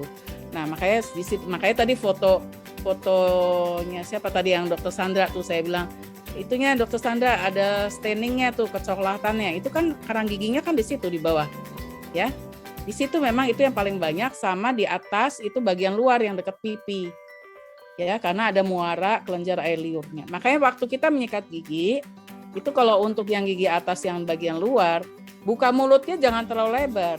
Ini kan kita di sini ada otot nih. Otot apa namanya ya? Pipi, otot pipi itu apa namanya? Kok lupa sih jadi. Masseter ya, otot masseter. Kalau kita buka mulut lebar, maka nih ototnya tegang. Kalau kita memasukkan sikat gigi ke sana, nggak maksimal dia sampai ke posteriornya. Sehingga kita tutup aja mulut kita. Kalau kita tutup mulut kita, nih pipi kita tarik-tarik, nih dia lemes nih, kendur, artinya mudah gitu ya. Mudah sikat gigi pun masuk ke dalam sana sampai belakang. Jadi kalau kita nyikat gigi bagian luar, yang atas, kiri kanan, jangan buka mulut lebar, tutup sedikit. Ya, kan bukan di bagian dalam kita nyikatnya, bagian luar. Tutup aja supaya pipinya lemas sehingga sikat gigi bisa masuk di sana. Ya, seperti itu. Kemudian satu lagi, cara pegang sikat gigi. Kalau ini bolpen saya nih jadiin sikat gigi, kelihatan nggak sih?